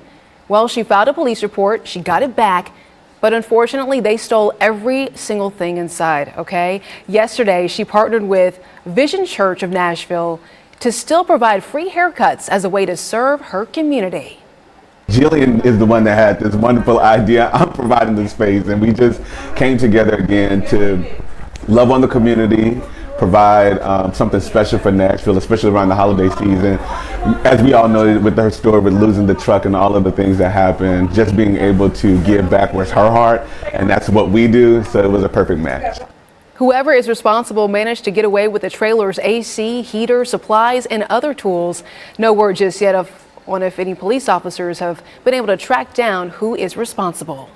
Then we have the Clarksville Police Department, who is investigating an aggravated burglary. How technology, though, could help catch the person responsible. Stay with us. More updates right now in your Steer Clear traffic report. We're going to see this vehicle that is now back right side up. This is over on Ashland City Highway. It's right over Bradley Parkway. The northbound lanes, though, of this area are blocked off, and you can see why. The tow truck there, they got the car up, but now they're trying to get that car out of there. We know that this does involve injuries, but we haven't seen anyone get out of that vehicle. We've been watching this for about, I'd say 20 minutes or so. You can also see them sweeping out there, trying to clear up the debris. TDOT is on the scene, as well as officers out there helping with this. Again, this is going to be Ashland City Highway over Bradley Parkway. We're going to continue checking in and let you know when those lanes are back open as usual. 8:16 is your time right now, and if you were wanting a white Christmas, we have all the songs, all the 9 yards, the hot chocolate. This is not going to be the year for you. Last year was cold, but Code Red meteorologist Brett Luna, he's going to share with you right now what you can expect this year and a look back at Christmases past. Well, we're just a handful of days away from Christmas right now, and I can tell you that this Christmas is not going to look anything like the Christmas that we had last year. We are going to get a whole lot warmer compared to last year's Christmas. So I thought it might be kind of cool to just take a look back and talk about some of the numbers that we were having to deal with last year. So from December 22nd, that night, all the way to December 26th, we had temperatures below freezing. We finally warmed up on December 26th later that afternoon to 34 degrees. That only put us, though, 2 degrees above freezing, so more than 3 full days of temperatures at or below freezing. On December 23rd, that was the coldest night that we had. We had a high temperature of only 11 degrees right here in Nashville, and then our low temperature that night leading into Christmas Eve morning, a low temperature of -1. Just a very cold Christmas. Also, a couple other cool facts for you. The longest stretch of temperatures at or below freezing, that was 12 days in a row. That was back in February of 1895, and then the most snowfall that we've had actually fall on Christmas Day, that was 2.4 inches, and that was on Christmas Day back in 1969. And I can tell you, this is not going to be a white Christmas for us this year if you were hoping for that. Reporting in Nashville, Brett Luna, Fox 17 News, your Code Red station. Time right now is 8:17. A look at your forecast going forward, and Brett is, so on par here when it comes to what we're going to see here. We're right in that spot where we're going to be so different than last year. Showers are likely, rain likely on Christmas Day, but that high temperature near 60 will nearly double what we saw last year for the high. Last year's high was 31. This year the high 60 degrees. So yeah, we're not looking at a white Christmas whatsoever. Last year was cold enough.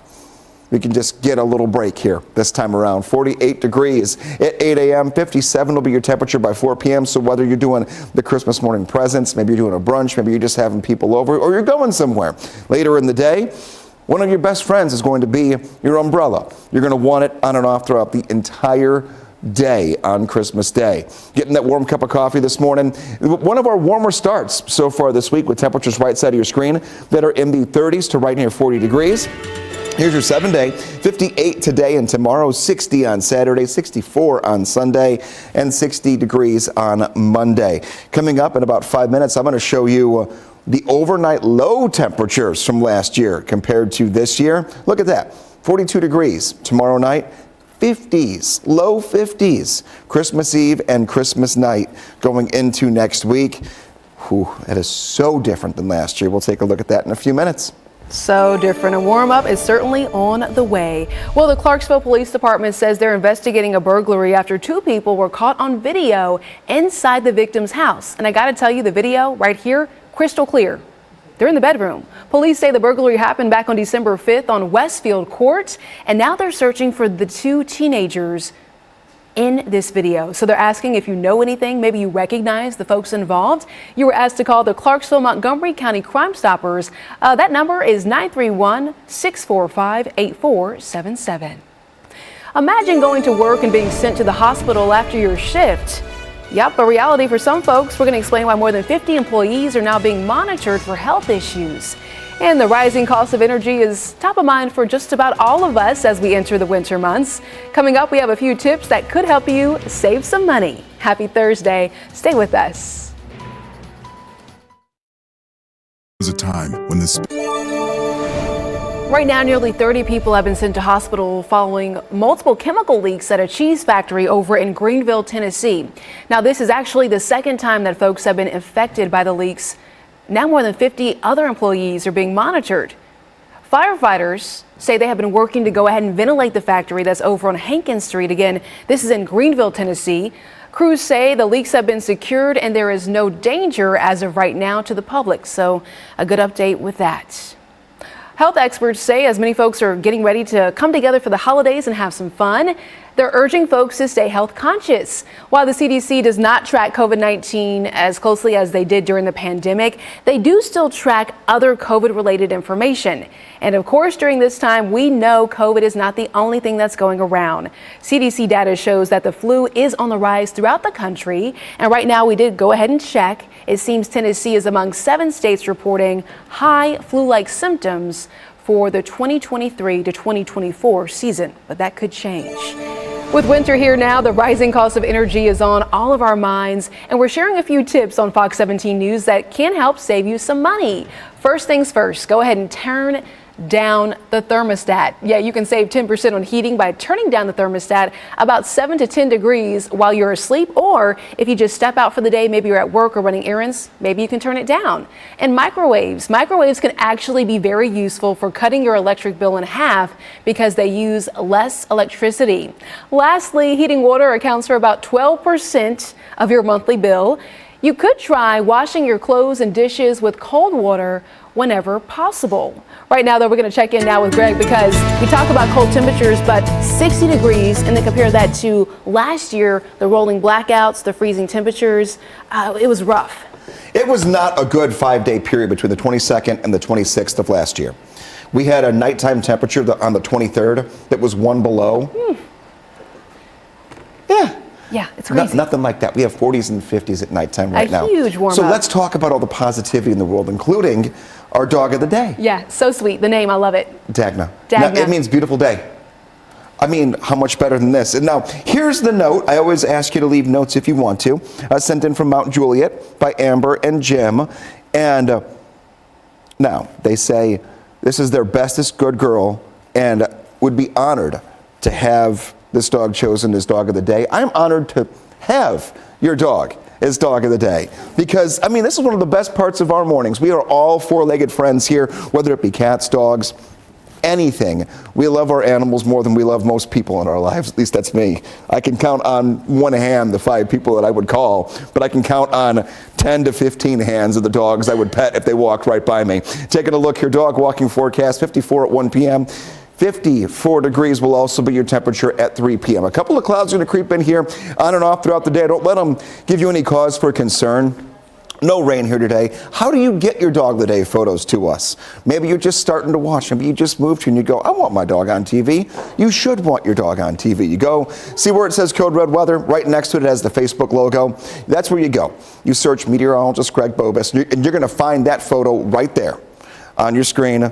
At the top of it, that's the pinned post. That's where you put your dog's name, where you're from, and if you want to tell a story, like Miss Beautiful Day we had today, feel free to do so, and you'll see your dog right here on Fox 17 News this morning.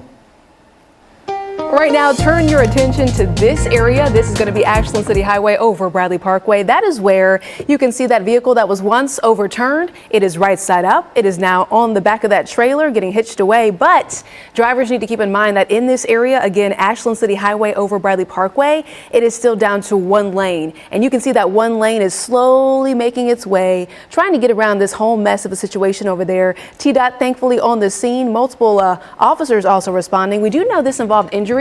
So we are working to get some more updates here, but we will have any updates that we get here on your Steer Clear Traffic Report. Coming up after the break, the death toll rises in Clarksville. We're in this community. All those details shortly.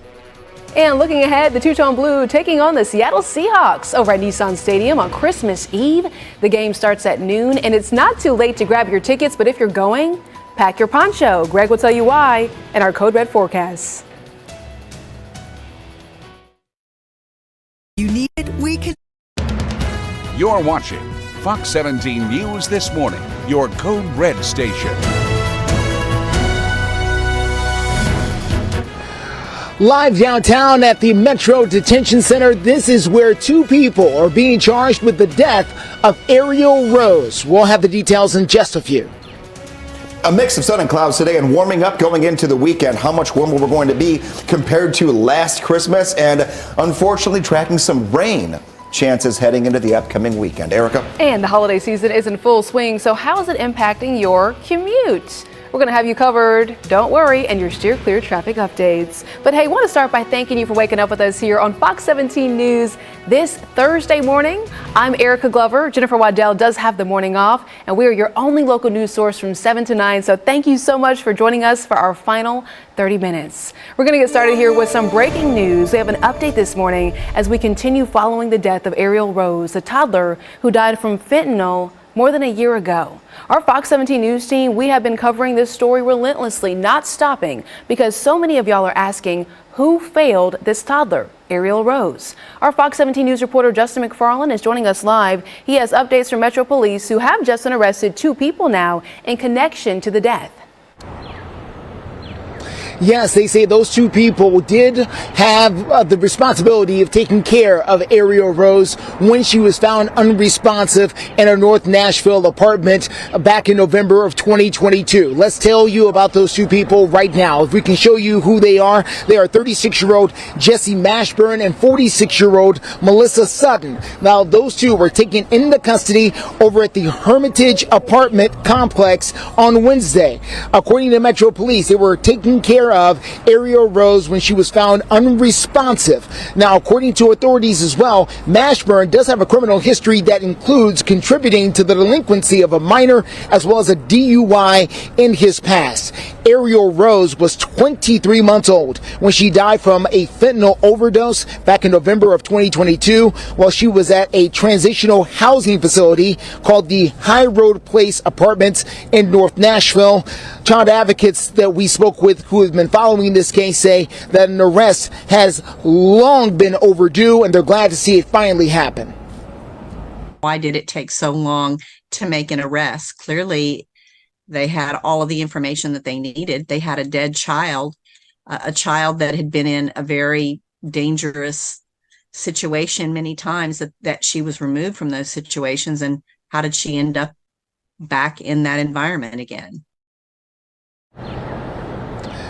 Now, Ariel Rose was at that transitional housing facility as people there were recovering from all kinds of different types of addiction. Before that, she was part of a homeless camp at Brookmead Park in West Nashville. Authorities are still putting together the pieces of exactly why she ended up in the situation that she did, but they have now determined the two people here at the Metro Jail could be responsible for that death, and that's why both people here, Sutton and Mashburn, are being charged with murder, and their bond is set at $100,000. We're live for you this morning. I'm Justin McFarland, Fox 17 News, your Code Red station. 8:33 and a look at your Code Red forecast, and this is the first official day of winter, the winter solstice. What does that mean? Well, just to put it short, quite frankly, short daylight. This is the shortest daylight and the longest nighttime that we're going to see of the entire year. Now, the Earth kind of is pivoted here a little bit. So when it spins, it's not completely up and down. It's a little bit tilted, as you can see right here in the graphic where it moves. And this is the day where we have the least amount of sunlight that gets to the northern hemisphere. Starting tomorrow, our daylight gets longer and longer, which is good news for us here. Leading into June, all the way between now and June, our daylight gets longer every day. We're not as cold as we were earlier in the weeks, even though it's the shortest daylight. It's the warmest morning so far this week. The feels like temperature is 34 degrees in Nashville, 27 in McMinnville, 32 in Columbia, and 32 out toward Lawrenceburg. Looking at your 7-day forecast, this is a real nice looking Christmas weekend with temperature. 60 degrees on Saturday, 64 on Sunday, 60 degrees on Monday. There will be a few isolated rain showers. The rain chance keeps dropping Saturday into Sunday. Most of us stay dry. However, on Christmas Day for Monday itself, morning, afternoon, and evening, have the poncho, have the umbrella ready to go because you will be seeing some showers on and off throughout the day. Greg, thank you. 8:34, and we do want to give you another steer clear traffic update. The good news is the overturned vehicle over on Ashland City Highway that was over Bradley Parkway, that has since cleared. So now we're not seeing any kind of other traffic alerts that we need to bring to your attention. We're just going to take a live look. I-40 at Elm Hill Pike, this area looking very good. Just a little bit of that Thursday morning commute, nothing out of the ordinary. Okay. You're going to see a lot of traffic on your screen right now, but again, we are used to seeing this. It's that Thursday morning commute, no problem. I-65 at I-24. Now to an update regarding the deadly December 9th tornado outbreak. We now know 4 people died in Clarksville. That brings the death toll up to 7. Fox 17 News' Kylie Walker is joining us live from Clarksville. She is speaking with folks out there in the community. Yeah, that's right. We are off Dogwood Trail and Evans Road. Now, we learned this morning that right behind us is where a 78-year-old woman unfortunately passed away. Neighbors told me that it was her mobile home that got really under that tree and all of the debris was falling on it. But there is someone here to help. So you have a nonprofit and you've seen all of this damage. There's so much destruction here.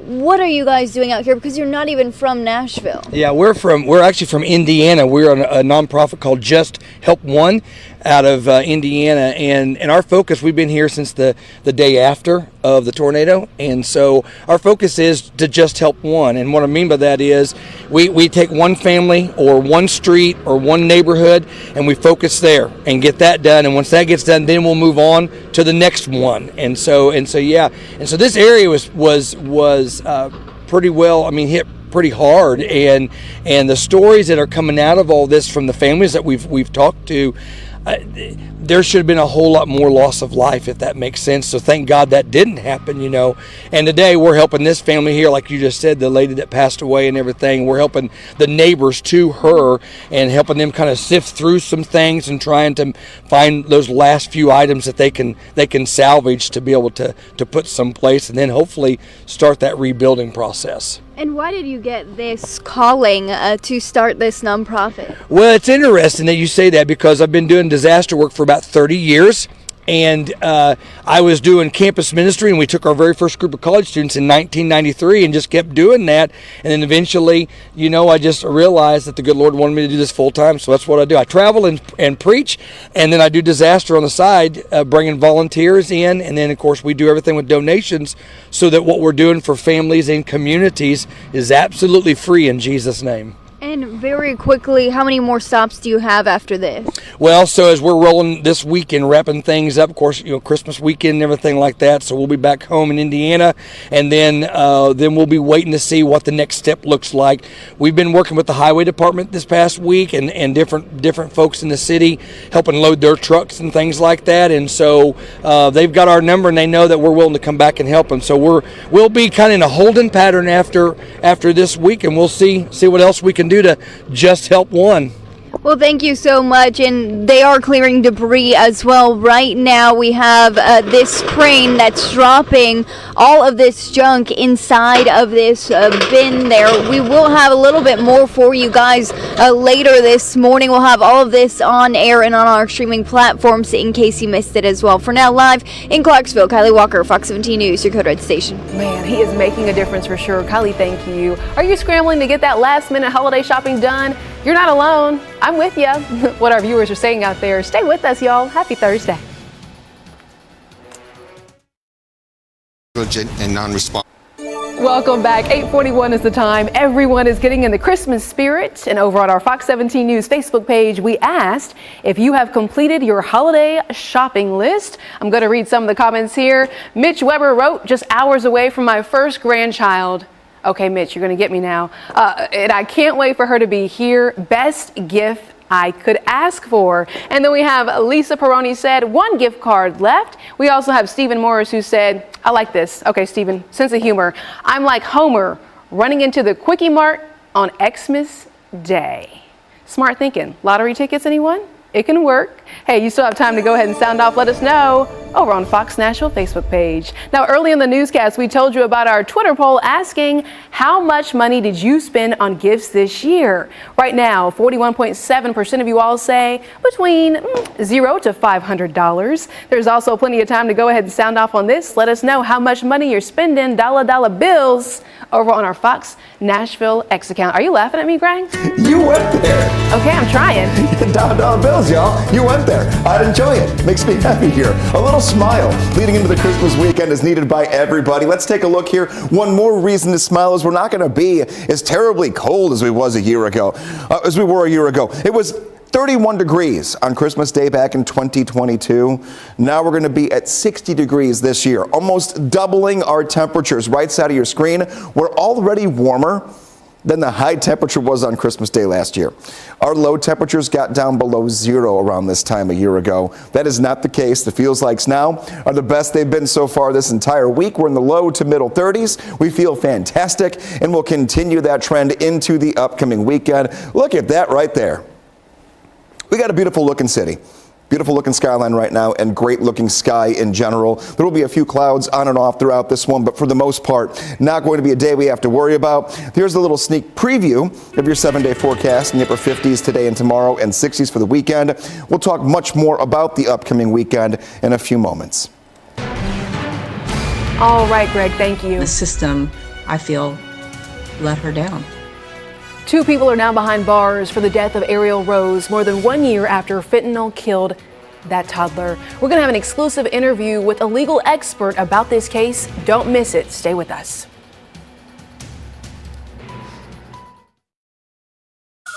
Travel.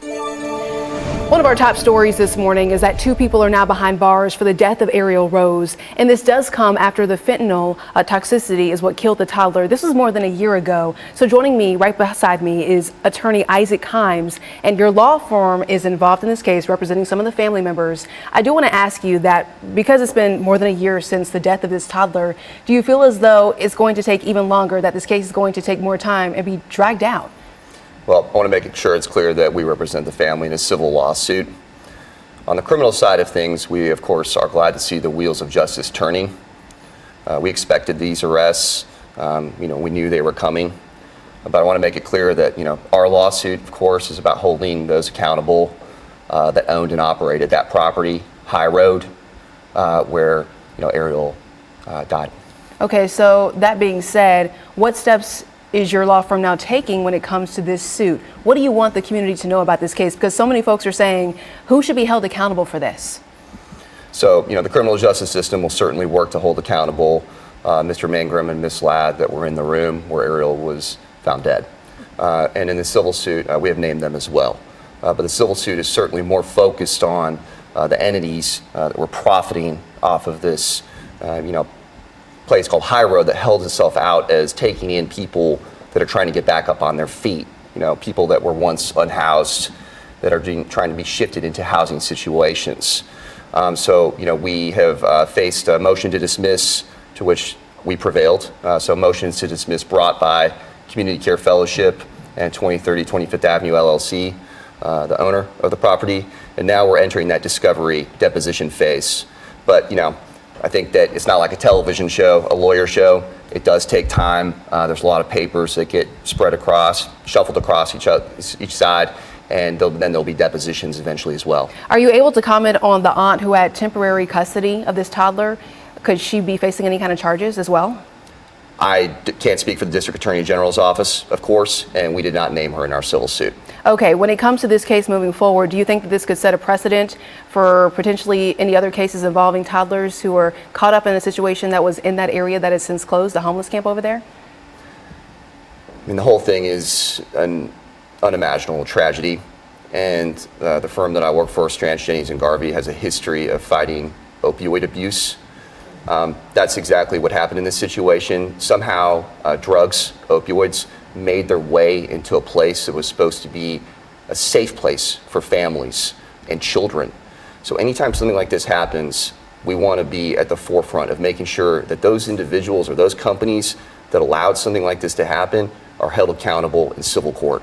Before we catch up, is there anything else that you want us to know about this particular case and how your law firm is handling this? Our law firm is going to work to secure a trial date when ready and push the case to trial. All right. Thank you so much for joining us you, and giving Erica. us an update about this breaking news story. If you want to read more about this, our continuous coverage, go to fox17.com and search Ariel Rose. Thank you. 8:49 our time, taking a look. You're getting up and getting out the door and starting the end of this week that leads us into the holiday weekend. What are we seeing big picture when it comes to the weather story? It is a far different winter than we had last year at this time when we had temperatures that went below zero. We're going to be very warm. A warm front has moved in, the big blue H still overhead, and look at the direction that it spins in. It goes clockwise here. What that does is it means that everything down to the south when it comes to warm air moves closer to us. So we'll be in the upper 50s to low 60s today all the way through Christmas. And taking a look at future track, there will be some on and off patches of cloud cover today and tomorrow. Keep that in mind. We're not going to be that crystal clear blue sky, but we will have many decent patches of it that kind of get flipped back and forth between some clouds and some sun. But if you do see clouds moving today or tomorrow, don't worry about any rain in our forecast. Upper 50s for your Thursday and Friday, low 60s on Saturday into Sunday. Best chance for rain, unfortunately, is going to be on Christmas Day on Monday, but we're talking rain. You're going to wake up very warm at 50 degrees and then deal with some showers morning, afternoon, and evening on Christmas Day. Grab the umbrella, grab the poncho, but at least we're not grabbing the snow shovel this time around when it comes to a Christmas. All right, now 8:50 is the time. Do want to give you another check in your steer clear traffic reports, and this area is looking so good. This is going to be I-40 at White Bridge Road. We are not seeing any kind of slowdowns, no disabled vehicles on the shoulders. If you're heading out to this area, we are giving you the green light. The Clarksville Police Department is investigating an aggravated burglary. How technology, though, could have helped to catch the person responsible. And we're going to have a final forecast when it comes to your holiday weekend, why you may need to pack the poncho if you're heading over there to Nissan Stadium.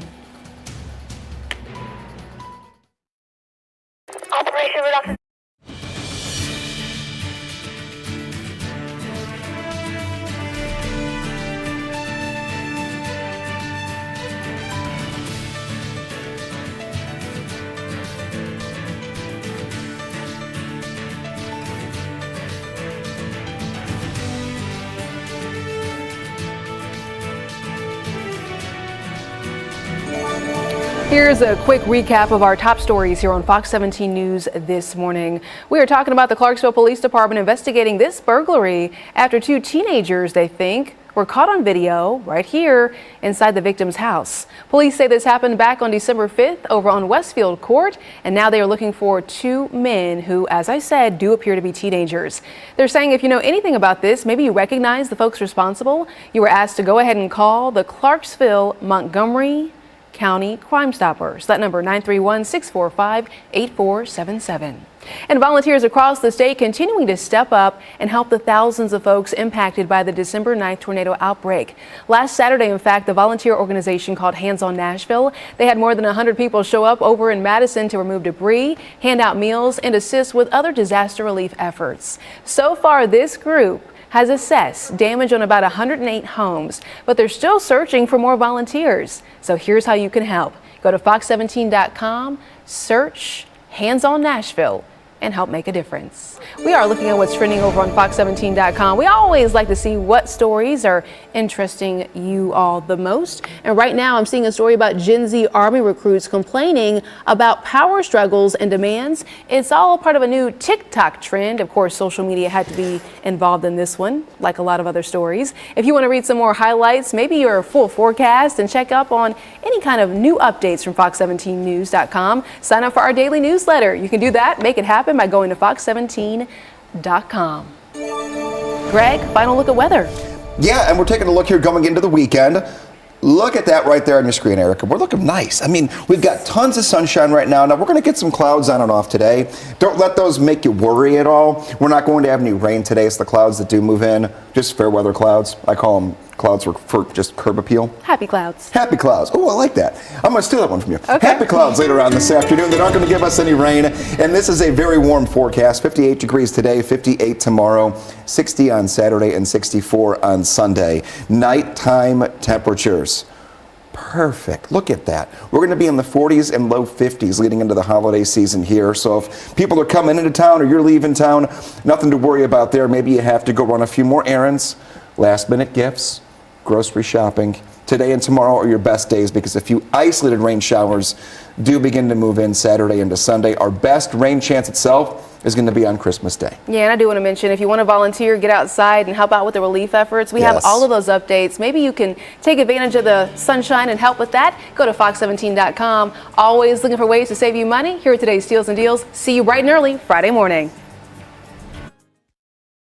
Diabetes is a disease that can affect both dogs and cats.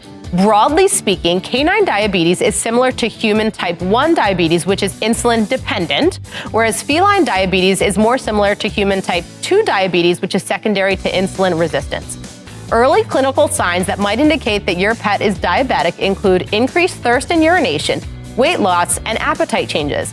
If left untreated, diabetes can develop into a life-threatening complication called DKA, or diabetic ketoacidosis, which can cause vomiting, seizures, and even death if left untreated. Like with people, diabetic management usually includes insulin therapy and diet changes. If you're concerned about your pet, schedule an appointment with your vet right away. Connect with us at our station website by looking up For Pet's Sake. We'd also love to see your favorite pet moments that you can share with our community. Go to our news app, click Explore, and chime in to upload your pet-tastic photos. The following program is